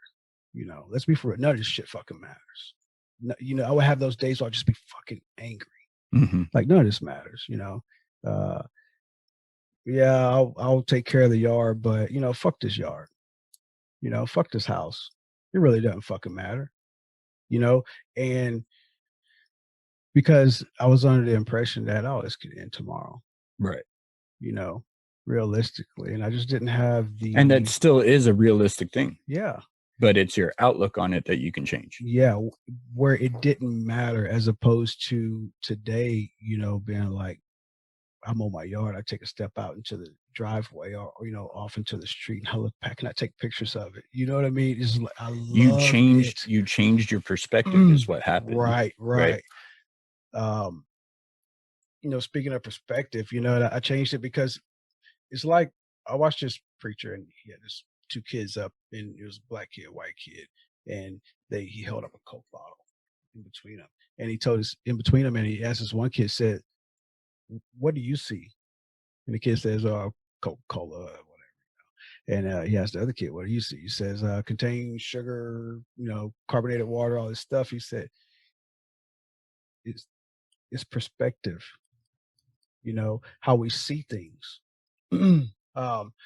So I really start reading books and stuff like that, but try to start focusing on my inner self a little bit more. And it's been it was a struggle, really, really hard, because still had life going on, raising kids and having a family and all those things. But work. And the shit kept coming at work.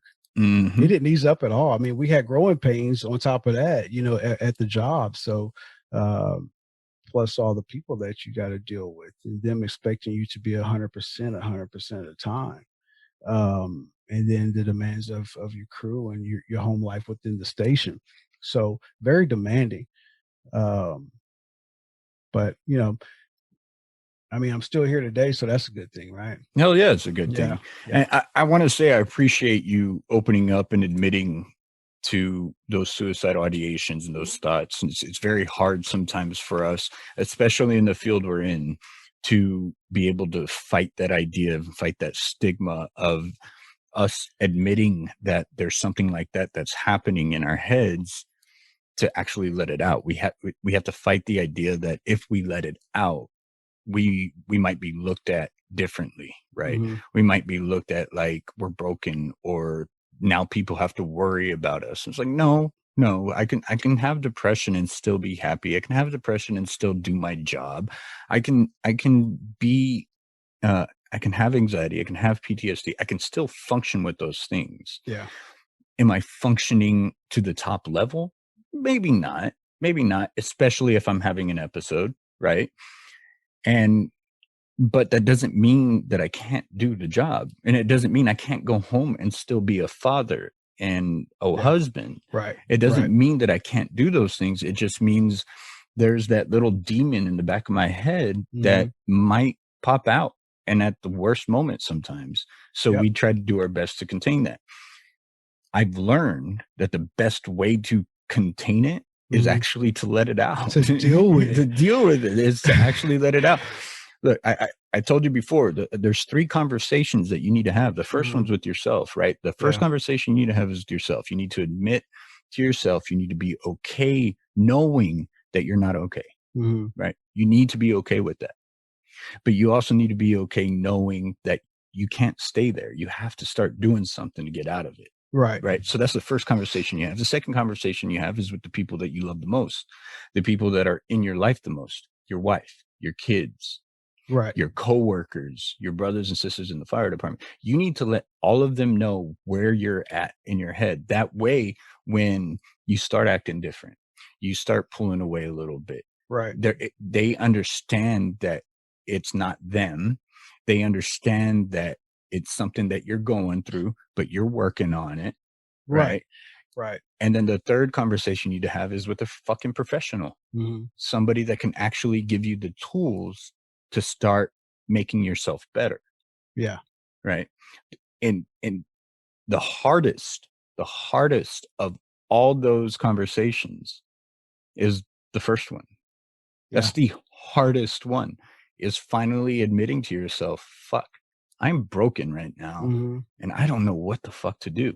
It's okay to not know what to do. It's okay to not know what to do.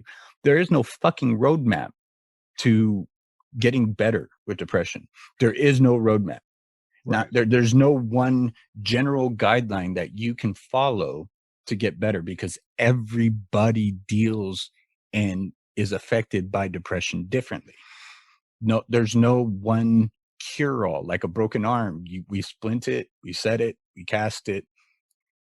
It's the same fucking treatment for everybody with a broken arm. Right. Exactly. It's not like that with mental health. Right. It's a process. Mm-hmm. It's a process. And every individual is different. You know, when you look at psychology and psychiatry, man, it's a lot of different people involved in that. You know, we're not just talking about the Freuds and Pagets and, you know, all, you know, just go out and buy a book on psychology, man. I mean, these fuckers are thick.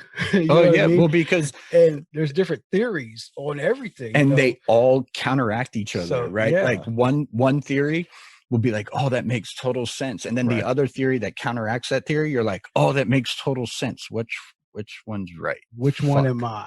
Fuck, you know? Which one's right? Which one? Well, this one says if I do this, it should work, but this one says I shouldn't do that, and it will work. Well, which one's right? And that's the fucked up thing with mental health. Yeah.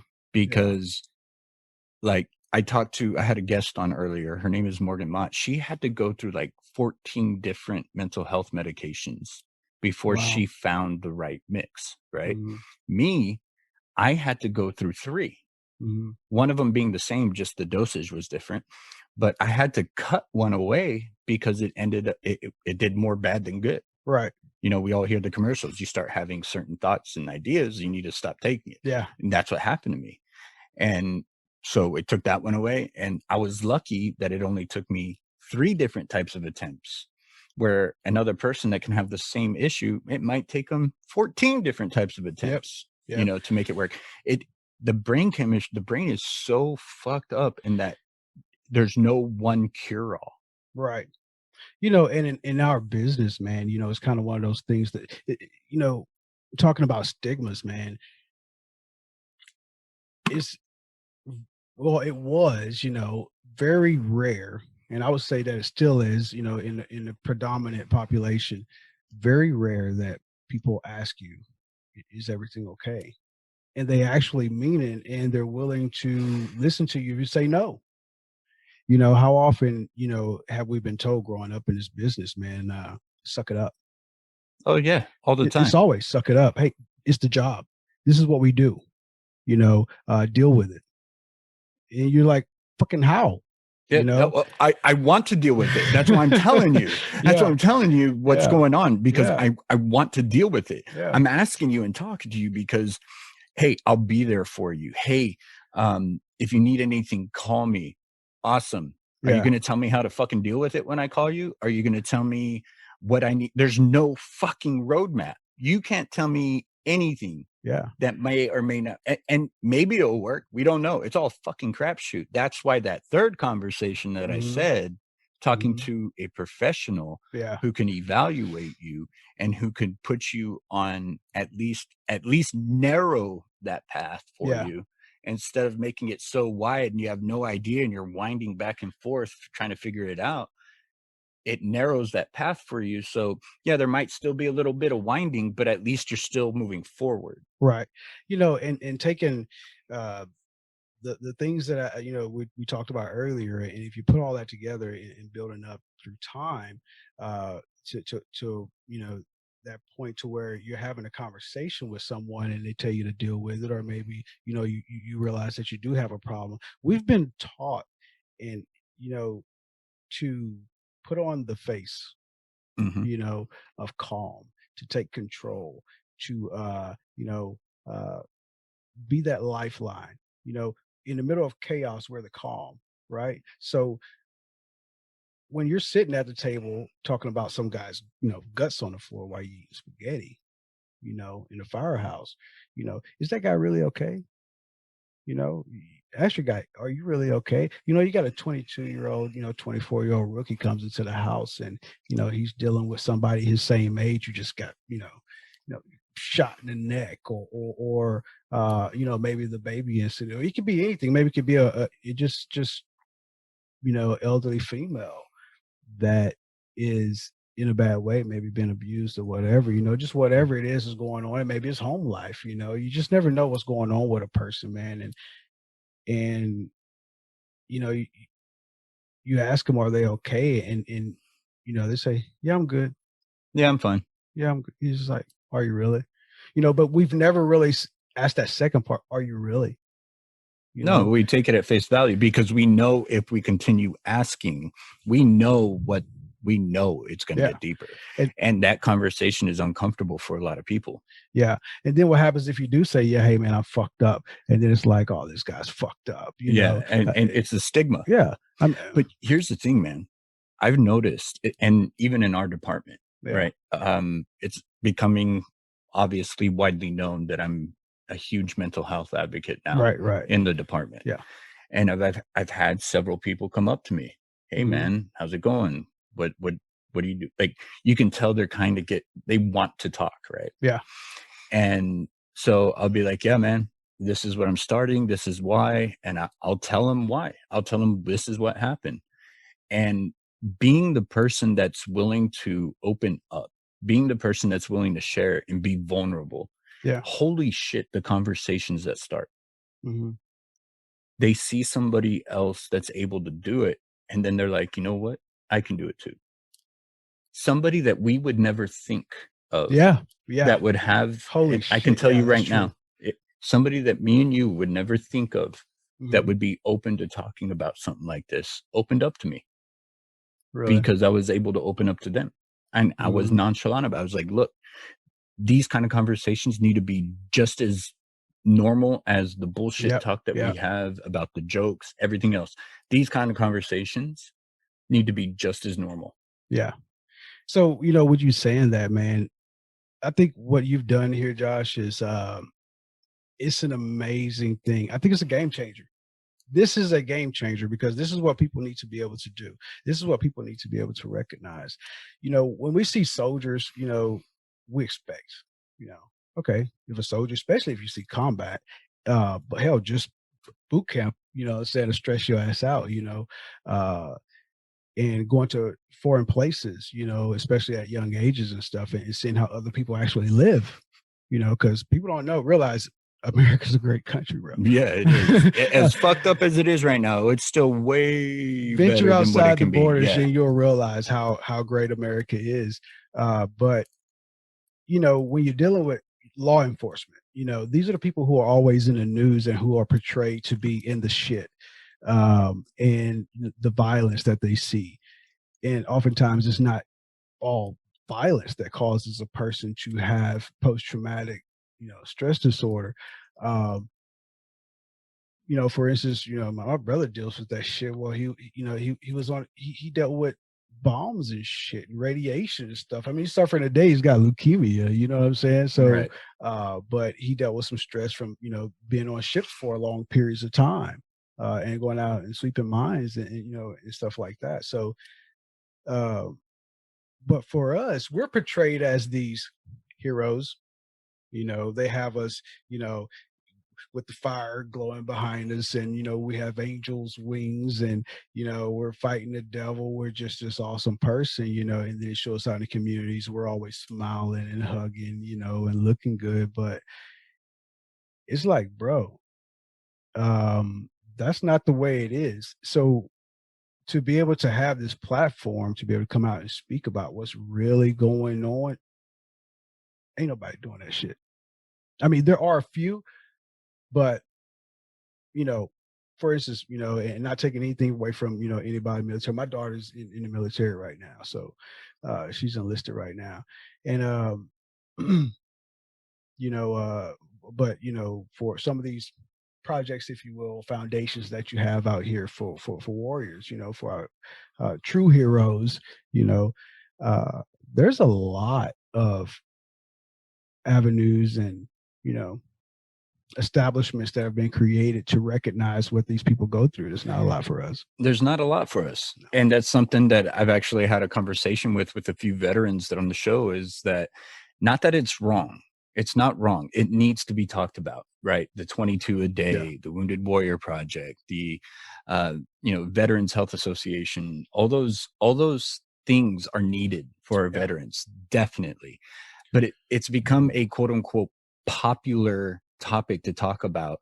And I say popular because it's mainstream now. Right. It's something that it needed to be talked about, it needed to be dealt with, and it has, and it's being dealt with. But we're forgetting about other professions. Yeah. And that we kind of get put on the back burner a little bit because military is huge. And I take nothing away from the military and what they deal with, but shit, we need something too. Yeah. Right. We're here on the quote unquote home front lines, taking care of communities, and we deal and see shit all the time. Look, I use an analogy in that a normal person, a civilian, will probably experience a true tragedy. I mean, true fucking tragedy, maybe once or twice their entire lives. Yeah. Right. We can go a shift and see 5 to 10. Yeah. Maybe they're not our tragedies. Right. Like, we're not directly involved, but we're tied to it. Right. We're part of that tragedy story now, and everybody that's involved. We're part of that story. And it's expected of us to be quote unquote heroes. Right. And while we appreciate the sentiment, it's kind of a fucking, that's one hell of a fucking title to live up to.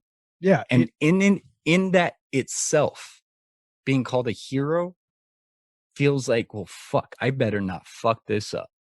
Yeah. It's a stress that if we feel like we have to live up to. Yeah. I think you hit, you know, a key point there, is that we have to live up to that. We have to live up to this idea that society has created, you know, for us. And that is extremely difficult. And, you know, I want, you know, the viewers to know and listeners to know that we're regular humans. We're regular people. We have regular people fucking problems. You know, we're normal people. So, we're normal people doing an abnormal job. Yeah. And we choose to continue to do it because it's what we love to do. It does not make us any more than or less than a human being. Right. Right. I mean, I still, you know, put my pants on one leg at a time. Some people do it too. So I mean, that's impressive. You can do it 2 legs it's pretty at a time. Impressive, man. I've seen Karlis do it. But we got a lot of ass clowns out here. So yeah, well, you got a lot of ass. Yeah, I got black girl booty. But hey, you better edit that shit out. Nah, I ain't editing that out. You kidding me? You do have black girl booty, man. I ain't even gonna lie. No, it's just that, you know, some people, they think we just wear the uniform all the time. It's like we never take the pants off. You go home, put it like this: a soldier comes home and everybody throws him a party, right? And they let him relax. For instance, my daughter comes over, she lays around. All we do is, you know, we buy her super expensive fucking sheets, cost $200. You know, but we understand that sleep is important for her, and she's sleeping on, you know, a government issued fucking cot, you know what I mean? And environments that are, you know, they're just not hers, they're not home. So yeah, we go all out for and stuff like that, but they're at home, they're sleeping, they enjoy the spoils of life, they're eating good food and stuff like that. You know, for us, we go home and next thing you know, our neighbor calls us over and they want us to, you know, check on their kid gets a cut, or maybe they fell down, or, you know, their mom's hurting, you know, can we go check on them, do blood pressures, and they've got questions and, you know, all these things. So really, the job a lot of times follows us home. It's not that we take it home, but it follows us home. Yeah, it So, does. and we're especially expected. even with our friends, Yeah. especially we have friends that know what we're Yes. capable of and know our knowledge. They'll call us out of the blue. Hey, my friend's having these symptoms. What do you think this is? Or hey, my buddy's building a building here. What kind of codes does he need? How many smoke detectors? Well, what county is he in? Oh, okay, well, give me a second. I gotta go look up the Right. fire building codes. I mean, Right. this is all shit you can do on your Yeah. own, but because I'm a firefighter Yeah. or an EMT, they like it's like the job never goes away because they rely on your knowledge. And the same thing for nurses, Yes. doctors, Yes. Yes. you know, EMTs, police officers. Yep. Police officers get asked legal questions all the All time. the fucking time. Lawyers get asked legal questions all the time.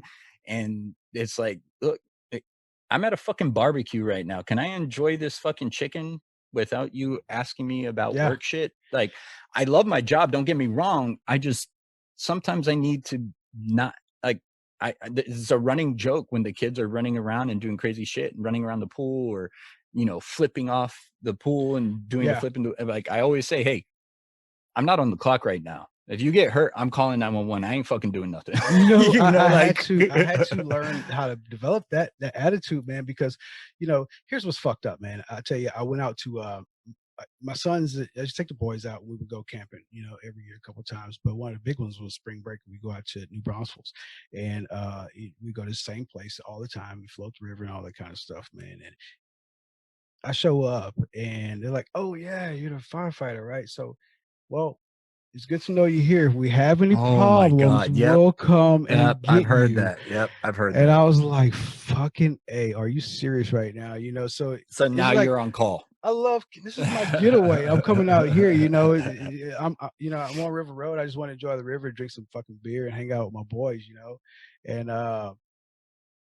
And it's like, what the fuck? You know, I remember I was watching down the stream a little bit, and there's this, you know, little brook, and there's this little girl, man. She's reaching way too far, dude. And I was like, you know what? I'm fucking off duty. she's reaching down into the river, man. But I was Oh like, man. I was just like, no, I was like, you know, please somebody get her because I don't want to deal with it. But anyway, yeah, man, you know, we deal with that stuff too. So it's hard to be able to, you know, let that stress go and leave that stress somewhere. You know, oftentimes I feel like just running away, you know, talking about suicidal ideation. Sometimes it's not suicide. Sometimes it's like, It's just wanting to I disappear. want to fucking disappear. I Yeah. just want to disappear. And It's not about feeling, right? you don't want to die. You don't want to die. I'm so right? glad I'm not the only person who feels like No, this. No, So, because that was yeah. before the Yeah. episode that I had in Yeah. September that you know about. Yeah. Because I was very honest with you Yeah. about it.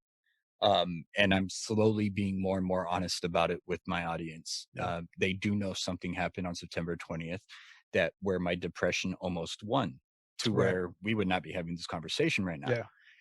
And I'll get to that point where I'll be able to talk about it, but I gotta make sure that the other parties involved are okay with me talking about it too, because it wasn't just me involved in that. Yeah. Right.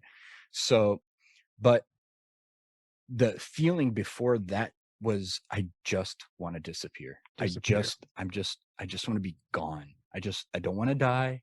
I want to just not exist. Mm-hmm. But when you say that, people are like, "Oh, you're suicidal." No. I'm not suicidal. I just don't want to be. Yeah. You know, and I don't know how to make that happen. Sure, yes, suicide obviously is the first step that comes up, right? Because that's usually the end all be all. But for me, what it was is I heard something one day and it just struck a chord with me. Is when we have depression and when we have these thoughts and everything else, and especially when it comes to suicide, is a lot of people are like, this is the only way to make the pain stop, right? But that's not really what you're looking for. What you're looking for is not only for the pain to stop, but to feel normal again, to feel happy again, to at least be calm again, right? Yeah. That's what we're really searching for. But Yeah. if you do go through a suicide, you're never going to obtain that. You're never actually going to obtain Right. what you were searching for. You're actually just taking it with you. You're allowing it to win. Yeah. You know what I mean? And when I heard it that way, I was just like, holy shit. Yeah, I'm not I'm not getting rid of the pain. I'm just letting the pain win. I'm not getting what I want. I'm not getting the happiness. I'm not getting the calm. I'm not getting wanting to just feel good again. No, what I'm doing is the last thing I'm going to remember is pain. Yeah.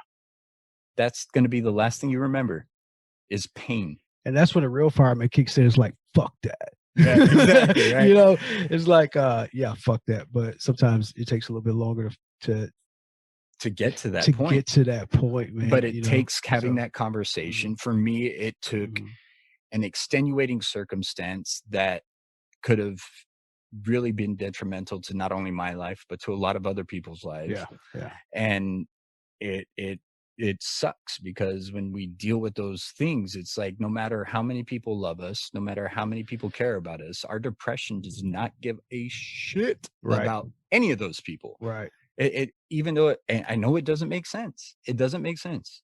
I logically know that, but like a lot of people, my kids keep me here. My kids keep me here. Well, my depression was so bad that nobody fucking mattered. Not my kids, not my wife, not me, not my crew, not my family, not my friends. It was just, I wanted it to stop. I just wanted it to stop. And it's hard for people to understand that, especially with kids, right? Because you're like, well, I'm using my kids as the catalyst, as the holding me grounded, at least keeping me from pursuing those things or those thoughts. But for me, when I hit that point, man, fuck, none of that mattered. Yeah. None of that mattered. Yeah. We can beat this down. Right. I mean, we've been talking a lot about it, and I appreciate your thought process and what you went through and how you kind of got through it. And actually, we didn't really get how you got through it. Can you, like, real quick, how did you find that path to get to where you are now, where you are able to talk about it? Because when I first asked you, you told me you weren't ready. How did you get to the point that you're at now, that you're able to talk about it, if you can, pretty quickly? Did you go see a therapist? Are you seeing a therapist? Is it all kind of self-taught and self-help? Like, right. So actually what happened, man, when I realized I had a problem, it was I was one day I broke down. I can't remember how it started, but I do recall I was in my bedroom with my wife, and I just broke. You spoke earlier about being broken, man, and I just broke down, man, and I cried like a bitch. I mean, I broke, man, and my wife had never seen me cry. My kids never see me cry. You got to be okay with crying. It's okay, right? It's okay to not be okay. It's okay to not be okay. This guy, Life Jennings, if you ever get a chance to listen to him, he's a musician. He has a song called Cry. So really good song, man. Just listen to it. And they say a man isn't supposed to cry, but sometimes he describes it as taking your soul to the laundromat. And dude, I took my soul to the laundromat that day, man. I just cried and I just told my wife, just like, what's wrong? What's wrong? And I told her, I said, I'm a piece of shit. I'm fucked up. I'm fucked up. And I said it out loud and it resonated. And I realized how fucked up I was. I didn't know until this point, man, but I really realized how fucked up I was, and decided I'm gonna start doing something about it. And I went a bunch of different ways, a bunch of different avenues, man. Started reading books, not really self-help books, but more of positive, not necessarily motivation. I just started changing, what my influence was. Instead of reading books by Michael Connolly and John Sanford, and the Prey series and all this stuff about murder and killing and all this stuff that I was used to. I started to get into, like Jim Rohn, started, getting into, listening to Steve Harvey, or just anything that was positive, very, very, I think his name is Les Miles or something like that. Yeah, Les Miles. Yep. So, start kind of using that as my influence instead. And it wasn't for the motivational speaking, David Goggins, like badass dude, man. Read his book, Can't Hurt Me. It's a really good one. That's a damn good book. Really got me pumped up for living life and saying, Merry Christmas, motherfucker. You know what I'm saying? Roger that. Let's get on the shit. And he really said, you know what? I'm not alone. And so I started doing that. In the beginning, I started off the wrong way, really kind of just looking for something, where do I go from here? And finally one day, man, I just sat down and I started writing, and I just poured it out. And I wrote back, said, when did I start it? I really thought about it. When did all this start? And I wrote it all the way up until the point to where I am today. And, or at, all the way up to the point to where I was, that day. And sure enough, man, I held that close to me for a while, and I just started referencing it. And I started marking, I took all those things and just started attacking them. This is a problem that I faced. What can I do about it? Can I do anything about it? Yes or no? Okay. And I, just no. Okay. Done. Quit. Fuck it. Yes, I can. Okay. What do I need to do about it? Let's measure it out. Let's do, the RPM of it, if you will, the results, the processes, and the methods of getting this taken care of and cleared away and out of my life. And sure enough, as time goes on, and this was about 2 years ago, about 2 years ago, that I started dealing with these things. And at the end of it, I was left with nothing. I was like, I felt empty because I didn't have my problems, right? And your whole life, that's all it was. Problems. Something. That's what defined you. Yeah. And now you're left with who you really are. And you're like, fuck, I didn't know this is who I really was. Yeah. I mean, growing up, I've never met, I know who he is, but I never met my biological father, right? Mm-hmm. I know like his sister and some nieces and nephews, step family, my dad dies, my brother goes off to the military, all the great men in my life passed away. The gangs, the drugs, violence, jumping, getting kicked out of schools, all this shit, married, divorced, and, at a job, then off a job, and just all these things, single parent, all this shit, man. I always had something that was going on in my life. Then all of a sudden, one day I was sitting there and it was almost like a buzz in my head, and it scared me. Mm-hmm. Because I didn't have anything to do. So, during this time I was filled with, jobs, right? At one point I had like 6 jobs. Damn. You were looking for that stress that you're just used to. Yeah. Even though it was bad stress, right. You were just looking for it because that's how you operated. Right. And that was the wrong thing because I just gave myself more exposure to the source of the problem. Right. And it didn't do me any good. So sure enough, I kept going back to that journal, kept going back. And one day, this was my family and I run my home like a business. So every year, right around about September, October, we would all sit down and we would make goals for the next year. And I'll try to set my kids up with learning how to do that. And we would talk and discuss, what have we done this year? What could we have done better?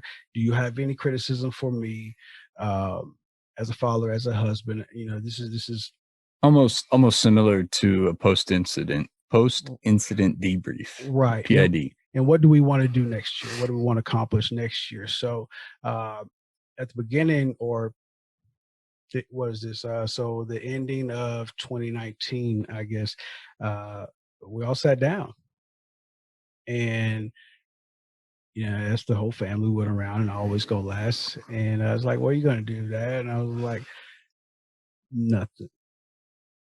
I said, I'm gonna take care of me. Just prior to that, I went to the doc, and after talking to another firefighter, I talked to him, and he was like, "Man, I think you got ADHD, bro." And I was kind of telling him, my story, how I'm so impulsive, if you will. Shit, I told you that. Yeah, you even told me that, and kind of just a side note, man, that was one of the best things that ever happened to me was, I left for a little while from our station to go train a guy and then come back. But you pulled us together to have the conversation. It's like, hey man, sit down, let's fucking do it. Close the door. Who do we have problems with within our home? And let's deal with it before we all get back together. And we did that. And we vowed to call each other out on our bullshit. And that allowed me to open up. And the guy's been so receptive to it. And then also opening up to me, you know, I was like, holy shit, you know, this is a give and take relationship. That's the conversation, that second conversation I was talking about. Yes. I was trying to advocate for it, right? Because I've always I've always been a good mediator because I'm good at playing devil's advocate, right? Yeah. And so I can see both sides of the story, and I know exactly who you're talking about, and he would not mind us saying his name. Yeah. So Brian, yeah, right, there was an issue going on, and I said, you know what, if we're going to make this family work, you know, have you talked to him about it? Because me and Brian were a little bit closer at that point right. than you and I. You were going through your shit, and you let's be honest, you pulled away. Yeah, you pulled away. I did. And so me and Brian were a little bit closer, and he said, hey, I'm not sure if I'm going to be okay with working with Karlis. We have this issue going on. I was just like, no, don't think about going somewhere else. I don't want to see you go somewhere else. I don't want to see Karlis go somewhere else. Let's fucking just sit down and hash it out like grown-ass men. I'll sit there with you both. Yeah. You know, but you need to understand his point of view, and he's going to need to understand your point of view. And I told you both that I'm going to sit here, I'm going to be right here, and that way, if something gets taken wrong, I'll step in. And I said those words. Right. I said those exact words. I said, I'll step in if I think you might not be taking it the way he's trying to say it. Right. And you both sat down, hashed it out, and now we're a fucking family. Yeah. I mean, like, and that moment, Black Mamba, it changed the game because you know what? After that conversation, man, you know, I was confident with going and talking to somebody about it, going to talk to a doctor about it, and I went and talked to him, and after talking to another friend, wait, hold on, you're saying after that experience, you felt like, holy shit, I can go talk about this? Yeah, I could actually say something to somebody else. I don't have to either keep it inside or just keep it behind, you know. So you're attributing that to absolutely. Oh shit. Absolutely. I had a lot. I mean, my brother during that time had developed cancer, and you know, I lost my aunt, and you know, we were very close. I mean, she called me at like 3 o'clock in the morning while I was at work one day. Right, I remember you telling me that. I mean, just dealing with so much, you know, my mom and health problems, and you know, being the patriarch of the family, you know, I took a heavy load. So, sure enough, after that conversation and opening up and it being like, oh shit, somebody outside of my immediate circle is willing to listen, you know, and this is, you know, I realized that this is my family. And we talked about it and we dealt with it. I was like, you know what? That felt so fucking good. I want to deal with me now. And started, you know, going to see a doctor. And I've been talking about it with my wife since the breakdown. I just never had. I was embarrassed. Finally did, man. I have a fucking awesome doctor, man, and started talking to him about it. And so, you know, ran me through some battery of tests and everything. Wanted to make sure I wasn't fucking bipolar and fucking crazy, you know. Right. But sure enough, it was like, yeah, this is what it is, and you know, let's start with this. And you know, we kind of went down the road with, you know, medicating and everything, and it allowed me to be less impulsive. It's allowed me to have someone who doesn't judge me, but also has a medical background that they could, you know, evaluate my situation and help me to deal with it. Like you said, give me the tools to deal with it, and you know, fix my crazy, if you was how I like to call it. You know, start dealing with my crazy, and started doing that, man. So lo and behold, time goes past. You know, like I said, I went back to a journal and we were sitting down, and I shared that with my family. They had no idea, you know, at the ending of 2019 that I had been feeling this way. And I wrote down all my feelings and stuff like that, man. And I read it back to them. And I was like, holy shit. Well, I also read it back to myself in its entirety. And I was like, hell yeah, I'm going to do this. I quit all my jobs except for the one that I have right now. It's the first time that I can remember having one job in my entire working career. Damn. my working life. And I've been working, technically since I was like 5 at the cleaner sweeping, for like $2. Right. But at 12, every day after school, if you wasn't at, some type of sports practice, you were working in the cleaners. So, ever since then, man, first time I can remember, my kids don't remember me ever having one job, and my oldest son is 25. What else have you done? Well, as far as is getting better. You got rid of all your jobs. Quit all my jobs. You're starting to get rid of that stress. I started getting back to myself. I like working with my hands. So I went out and bought, I started to work in my garage. I started to having that time allowed me to start appreciating the things that I have. And I had this weird dream, it was my mom and her 2 sisters that were in it. And it was on my birthday that I went and I talked to her about it. And it was my 40th birthday, and my mom's a shrink. So, and she's also a motivational counselor. And well, shit, you had the tools right there the whole fucking time. Well, but the only thing is that it's different because she also sees me as her son, so it's a little bit different. Yeah. You need somebody on the outside, right? So she was always encouraging, but just a little bit different, man. But she was able to evaluate, and I just kind of told her about it. She says, "What does that mean?" And so I just talked to her, and sure enough, I was like, "Oh shit, I think God's telling me to enjoy the things that I've worked so hard for." And I was like, wow. And it was an enlightenment at that moment. And I just really started to fall in love with life again. So we had our talk. I started to journal, just before that, I started to increase the positivity within my, my surroundings, my headspace, plug in the headphones, listen to something fucking positive every day, first thing in the morning. Start trying to live my life, start my day off like that and live, throughout the day like that. So we had the conversation, felt comfortable with that, talked to a doc, started getting medicated, started dealing with my crazy. And then had the conversation with my family. My family was last to know about it. And my baby girl wasn't too happy about it because they didn't get anything for Christmas that year. Nothing. I went and bought everything for me. And I said, I'm just going to focus on me. I'm really going to start focusing on me. And there ain't nothing wrong with that. And so, here I am today. I spoke with you, before about why I feel okay with coming and talking about it now is because I wanted to make that year. I wanted to make that year of progress and being able to deal with it, and really focus on myself without, because I didn't want to put myself out there and then have the negative come back, or because I didn't know how I would deal with that. You know what I mean? Well, respond to that. Just be aware that we have coworkers that listen to the show. Yeah. There's going to be people that are going to be like, hey, I didn't know you were going through all this shit. Yeah. Right. You're going to hear rumors of people talking shit.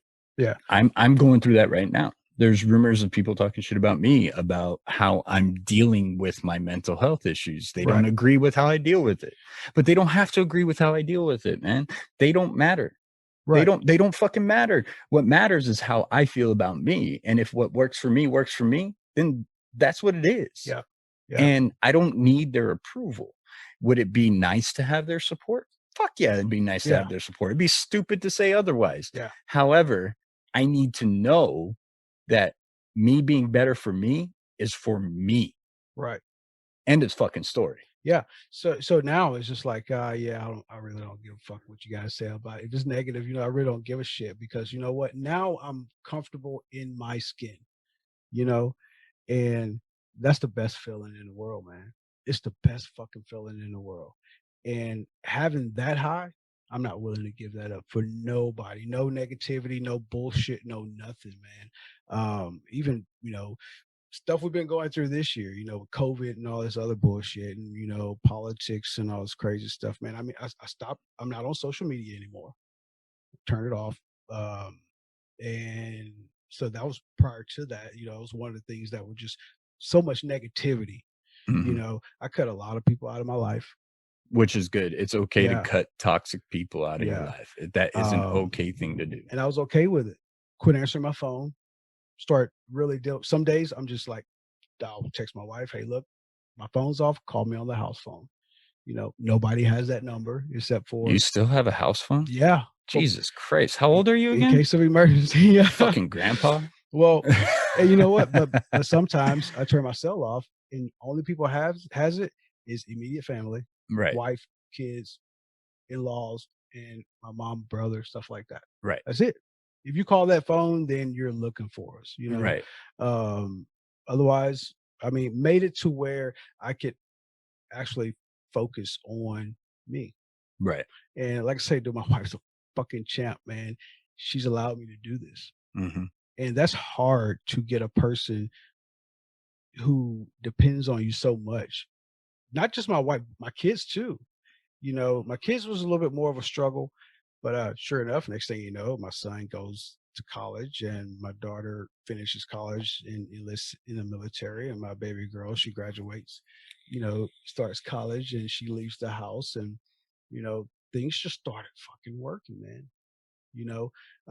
And right now I'm at the happiest moment in my life, or that I can remember, at least in the last 15 years. I'm going to challenge you on the whole happiest moment of your life. I think you're at the most calm point of your life. You're at the most even point of your life, right? Yeah. Because look, if you're always fucking happy, and you're always, always, always happy, there's something fucking wrong with you in your head. Right. If you're always, always, always sad, there's something fucking wrong with you in your head. Right. What we need to strive for is that peace, that calm, the being okay. Like being okay is, I think that should be the goal. Yeah. Because then that allows us to accept the highs, the good times, the happiness. Mm-hmm. It allows us to really enjoy them and know their worth. And then we come back down to just being okay. And then when the sad happens, we allow to process it. We can accept it for what it is. And then we can leave it and come back to just being okay. Right. So let me rephrase and elaborate on that. I'm at a point in my life where I'm happy with having that peace. There you go. I finally have peace. There you go. That's what it is. The peace. I finally have peace. Right. And that makes me happy. There you go. Okay. Yeah, that makes sense. And I haven't had peace for a very long time. I don't remember when I had peace. Yeah, I'm still working on it. Yeah. I'm still working on it. So, and it's a struggle. I mean, don't get me wrong. I've dealt with some shit here, in the recent past. I told you about, the beginning of the year, kind of been on my high horse. Like, I mean, when I made that year, man, I was like, I'm fucking rocking it. I'm killing it. Well, I realized that I was, being negative to people who I decided to keep in my circle, those people who've been supportive of me. I was being negative towards them. And I remember catching myself, because now I've learned how to do that and realize that, hey, you've been a jackass. You're going to fuck it all up. So being able to have those conversations with myself and being able to hear myself, has helped a whole lot. I had a question, am I building a wall, or am I actually successful in this trial? So I checked myself, and then sure enough, I had an incident just recently, came back and snuck up on me. We talked about how when you're really, really high, or, and then all of a sudden you can have this event. When you're really, really high all the time. Yeah. It doesn't take much to bring you back down. So sure enough, man, I ended up making a call on a young man the other day, and I've run him a few times and didn't recognize him because he was so drugged out. And my wife called me that night. He passed away, and we made him that morning and called him. Well, sure enough, about 12 hours later, my wife calls and said, "Hey, you remember this guy?" Well, she used a different name. He always went by his second name, as opposed to his first, and his parents gave me his first, and he's always given me his first name. And sure enough, I was like, oh my God, you fucked me up. So sure enough, I've been dealing with that, but I know how to, process it now. How to deal with it now. Like I tell you, it's just the tools, man, the practices and things like that. Just go back to what it is that got you here, and you can make it through it. Absolutely, man. So, Karlis, man, I'm going to start winding this down. But first and Okay. foremost, brother, I want to say thank you. I want to say thank you for allowing me to fucking hound you for these past 4 months to get you on the fucking show. Yeah. Because I always said having you on the show is something that I wanted. And I'm going to take this time right now to tell you why. It's because you helped save my life. And you might not know it. You might not believe it, but you literally, I attribute to help saving my life, in that you were so receptive and you had a perspective that nobody else saw. You saw when I was hurting when nobody else did. And you pulled me off to the side when nobody else did. And you honest, genuinely cared about what I had to say when I felt nobody else did. But at that point, there are plenty of people that care. I just had to open up. But you saw behind the wall. Like you had these fucking X-ray goggles or something. I don't know what the fuck it was, but you saw it, and you pulled me off to the side. And fuck, as soon as you asked me if I was okay, you saw it. I broke. As soon as you asked me, I broke. And because you were able to see that and then take the initiative to not give a shit what I had to say after that question, because you just wanted to know I was okay.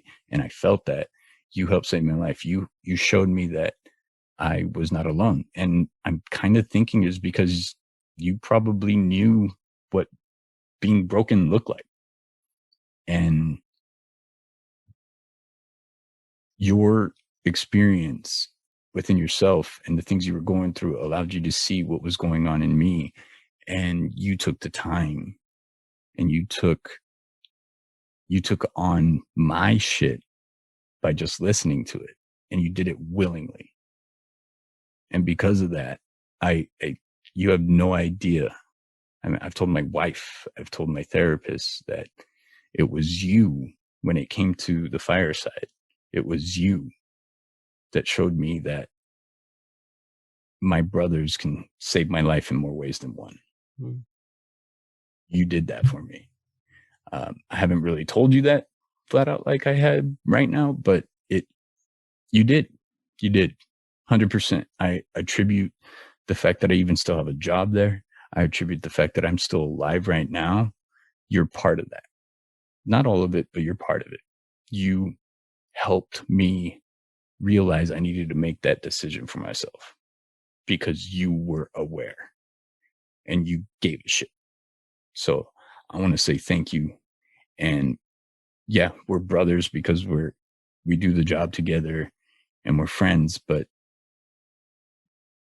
you have no idea what you mean to me as a human being, as somebody that just gave a shit when they saw somebody else broken.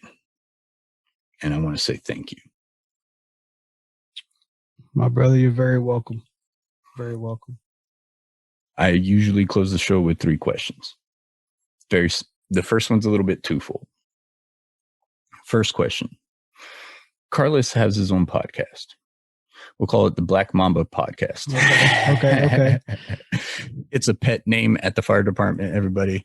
We call him Black Mamba. If you watch the YouTube show, you'll know why. But you're interviewing Karlis. What's the one question you would have asked yourself and or a piece of information you would have liked to share that maybe we didn't get on? Are you coming to get me? Answer it. Fuck yeah. There you go. Simple as that. Doesn't That's even it, need man. any explanation. And that's coin. That's trademark. Yeah, man. Yeah, no, I fucking love it. I fucking love it. The fact that, especially, I think it means more than just on the job. Mm-hmm. I think when we're doing this job, are you coming to get me means more than just when the shit hits the fan on the scene, or it's a fire call, or a mayday is called. I think it means more than that. I think it means, are you coming to get me when I'm at home and I'm fucking lost? Yeah. It means when the demons in our heads are getting the best of us, are you coming to fucking get me? And I know 110% without a fucking shadow of a doubt you are. Yeah. So I appreciate that about you, brother. My second question to you, very simple. Do you have any questions for me? If I can't answer it or I don't want to, I'll say, with all due respect, sir, fuck your question. Ask something else. Yeah, man, I'll ask you a question. How has it been? How has it been, positive or too stressful, or negative, knowing that you are involved in something that has such an impact and an influence on the lives of your fellow firemen and pretty much anybody out there who can use the message. How does it affect you taking on that responsibility? That's actually a really good question. I think you're asking it because you already know the fucking answer because we had this conversation the other day. Well, they need to know. It's fucking stressful. Yeah. It's I feel responsible that because I started this, because I put the message out, because I'm telling people, look, the conversations need to be had. I feel stressed in that I can't get to everybody. And it's scary. I feel like I may have bit off more than I can chew, but at the same time, I'm taking another big bite. Like I don't want to stop because there are a lot of people out there doing what I'm doing, right? There are. I mean, the IFF, the International Association of Firefighter, created a peer support network to try to do this, what we're doing. But I don't see the impact. I don't see the impact. I see the thought. Right. I see the want. I see the effort, but I'm not seeing the fucking results. I just don't see them. I'm not hearing them.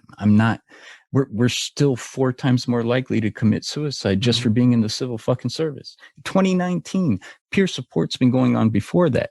In 2019, more firefighters died by their own hand than in the line of duty. More firefighters died by committing suicide than being trapped, than heart attacks. Heart attacks are considered line of duty deaths on the fire ground. More firefighters died by suicide than the number one leading cause of line of duty deaths. Wow. I'm not seeing a fast enough change, and I'm getting sick and fucking tired of it. And it's not by lack of effort. I just think it's by lack of push. There's an effort. I just don't think the effort needs to be pushed more. It's there. The effort's there. I mean, we're trying. There's people trying, but I think it takes more than just some bigwig that comes in and talks to a department for a training event, right? How often do we go into a fucking training and half of us are on our phones not even listening, right? Or it's a PowerPoint. We're just like, what the fuck ever, Yeah. Or like, hey, this is available to you guys. Great. But nobody really tells you what it is. The peer support network's there for everybody in our department. Right. Who really knows what the peer support is? Who really knows what it is? Does anybody in our department, can any of them tell us exactly what it is and what we're doing with that? Right. So I started this because I went through my shit and I saw something that is not provided. That's why I started the foundation. The podcast was to show that we're normal human beings doing an abnormal job, that we can fuck up, that we still have issues at home. We're normal human beings. Like, that's what the podcast was for. And it's grown into this. man, my mission is to kill the fucking stigma. Like we talked about earlier, my mission is to make conversations like what me and you had just as fucking normal as making a dick joke at the fucking kitchen table. That's it. You know, like it should not be looked at as uncomfortable or taboo. Or, I mean, fuck, we can talk about how happy we were yesterday, but we can't talk about how sad we are today. Right. Why? Why the fuck is that? Why? Sadness is another human fucking emotion. Everybody feels it. Everybody's felt it, but we can't talk about it. Why? Why? It's another fucking human emotion. It's normal. It's natural. It's okay to be sad. If you're sad, that doesn't mean you're a sad person. But if you're not allowed to let it out, that's what you feel like. So my mission is to just tell people it's okay to let it fucking out. Let it fucking out. Yeah, say something. Say something. Start the conversation. Look, there's nothing wrong with being broken, with having depression. There's nothing fucking wrong with it. Nothing. All right. There are avenues you can take to get better. It doesn't mean you're not capable of doing a job. It doesn't mean you're not capable of being a father, a husband, a firefighter, a lieutenant, a chief, a fucking friend. It doesn't mean that you're incapable of doing these things. It just means that there's a part of you that needs to get fixed. That's all it is. Just like a broken fucking arm or being sick or having the flu. It might knock you out for a little bit, but there's ways to get over it. But the way to get over it is you got to start fucking talking about it. We got to stop being so fucking afraid of exposing what we're feeling. It's as simple as fucking that. Yeah. And it's stressful. I am stressed to fucking hell. I can't tell you how many people I've had reach out on social media, at our job, people opening up because I'm starting to open up because they see that I'm not afraid to open up. So they're like, well, this is what he's doing. I can talk to him about this. He'll understand a little bit.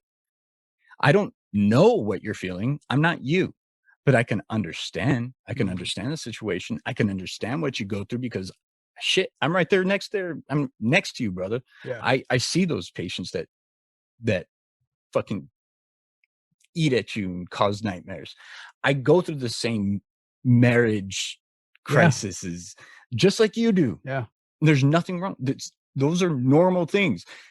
They're fucking horrible normal things, but they're normal things. And the only way to make them better is to be able to talk about them. Yeah. Make it easy to talk about, because when they're easy to talk about, they're easy to deal with. We make it so hard when it doesn't need to be hard. It doesn't need to be hard, but we make it hard. Right. Because we're afraid of somebody else's opinion. Fuck somebody else's opinion. The only opinion about me that matters is mine. Amen to that. But yeah, that's what it is. I'm fucking stressed. I'm stressed to fuck out. I am stressed to fuck out. Yeah. But it's a stress that I choose to continue to fight against, because I'll know I succeeded when I don't have to feel stressed anymore about helping somebody else out, because now it's so normal for somebody to just, hey, I need some help. Cool. Let's talk about it. That's it. Yeah. That's it. Just fucking talk about it. I can't tell you how many people have reached out. Hey, I need to talk about something. All right, man. Hey, I'm really busy. Are you cool if I pointed you the direction of somebody else that will be able to listen? I always say, look, I'm not a mental health expert by any stretch of the imagination, but I'm a fucking expert at sharing my story and regurgitating information that I've read. I can do that. I can do that all fucking day. And I've noticed when we start talking about those things that are uncomfortable and I make it easy, or I make it seem easy, whatever the case may be. Sometimes it's not, I'll be honest. But when somebody else sees that, they're like, oh, it's okay. Yep. Just like training, right? When we see somebody do it, we're like, oh, yeah. Okay, I get it now. Right? We can be taught on a fucking, slides all day long, but when we see it happen, we're like, oh, he did it, like that's what I need to do. That's my thing. I don't want to be the fucking death by PowerPoint. I want to be the example. Right. Teach one, show one. Being the example is stressful because it feels like I'm the only one sometimes. Yeah. But then having people like you come on and sharing your story, you're now a part of that example, and I'm not alone in that anymore. Yeah. You know what I mean? My last question to you, brother, is you're on What Makes Us Fire podcast. However, I use the What Makes Us Fire because I'm a firefighter. Really what I mean is, what makes us civil service? What makes us people that have decided to do a job that is a sacrifice of ourselves for others, no matter who the other is? It can be somebody we would never agree with on the outside. It could actually be somebody we would fist fight on the outside. Mhm. But as soon as we put that badge on, as soon as we put the uniform on, all that shit goes aside. Right. And your life matters no matter what. Where did that come from? What makes us fire?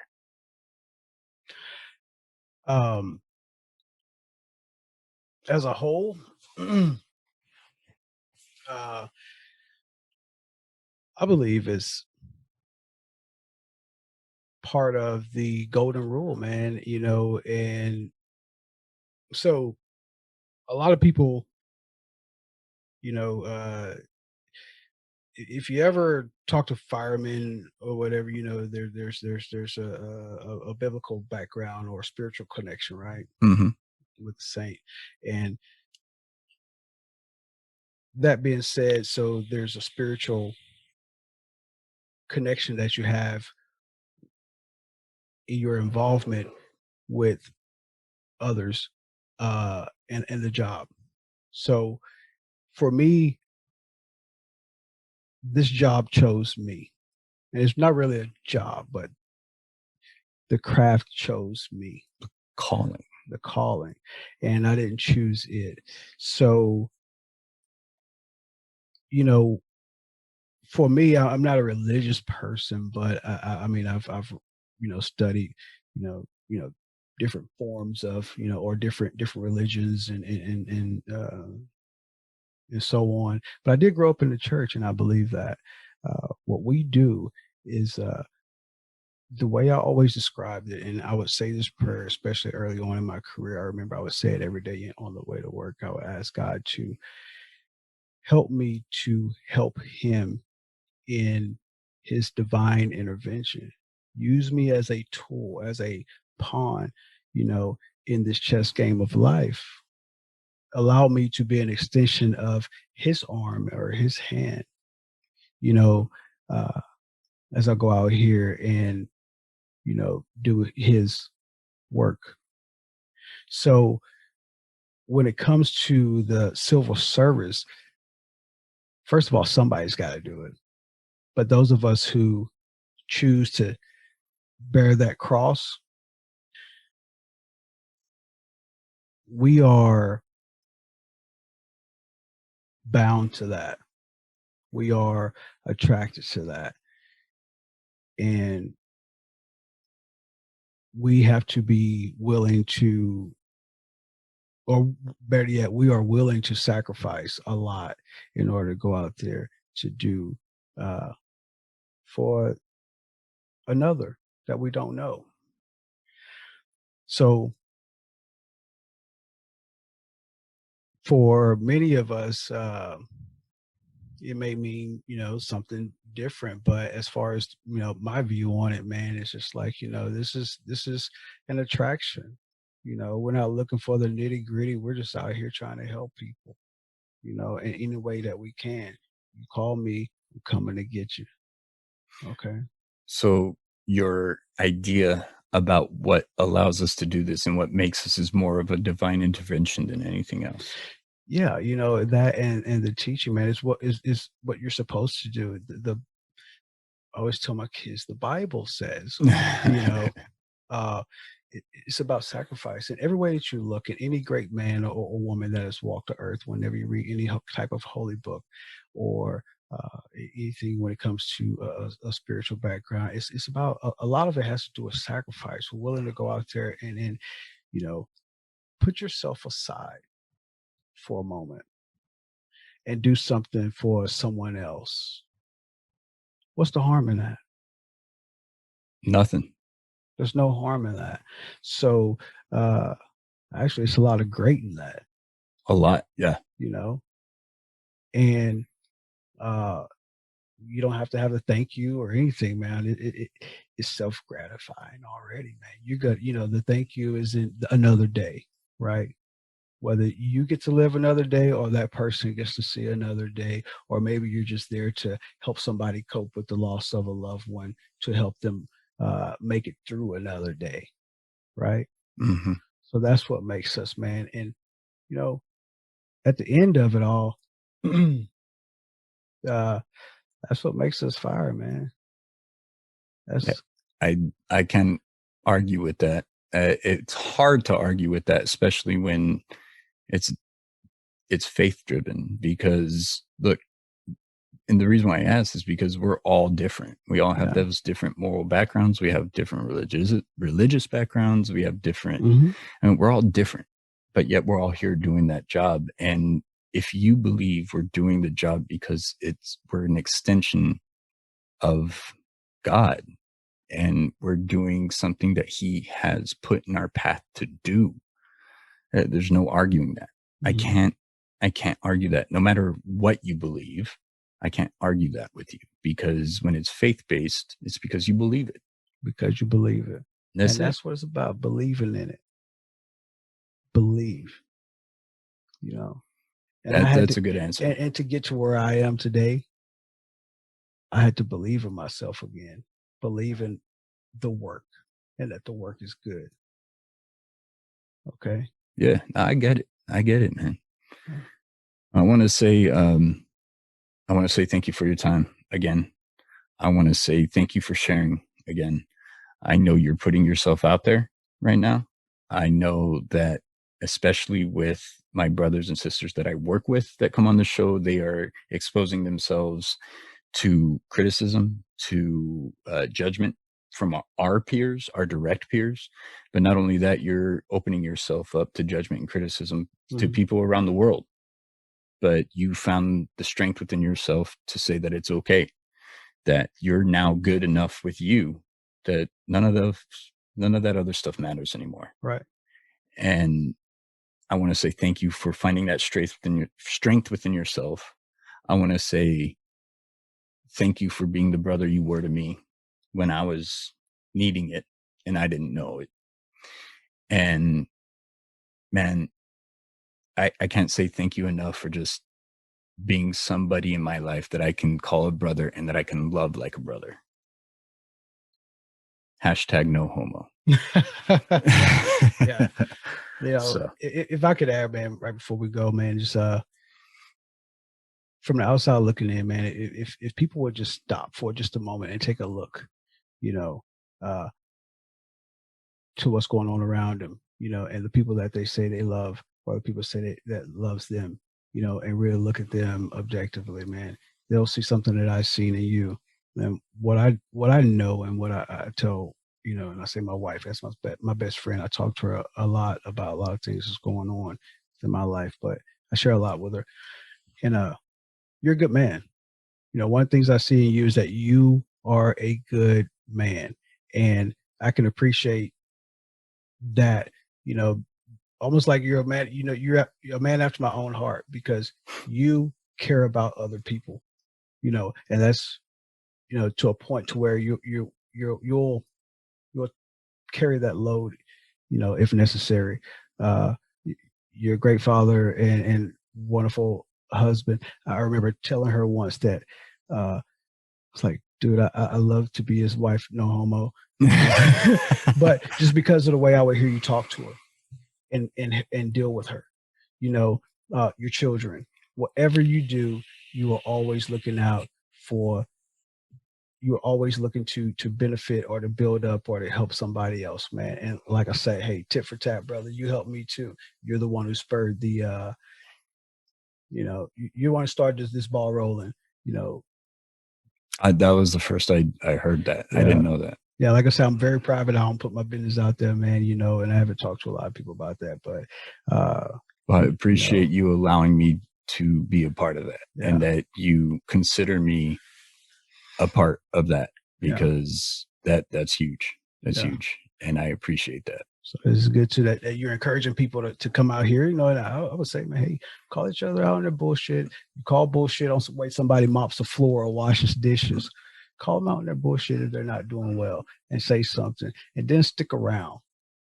Stick around and listen and see what they have to say in response and be open to it. So.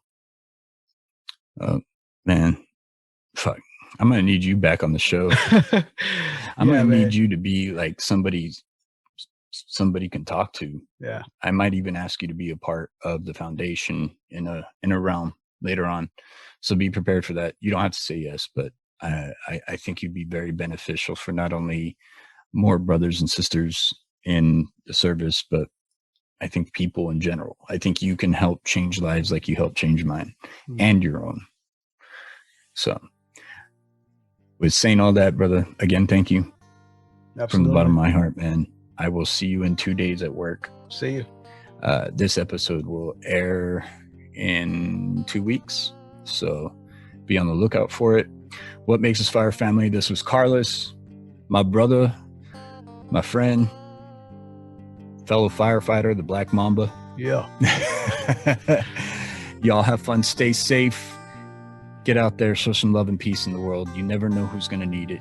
You never know if you're going to be the one to make the difference. And being the difference feels fucking amazing. Be the change you want to see in the world. Peace. Peace. Well, what makes us Fire Family?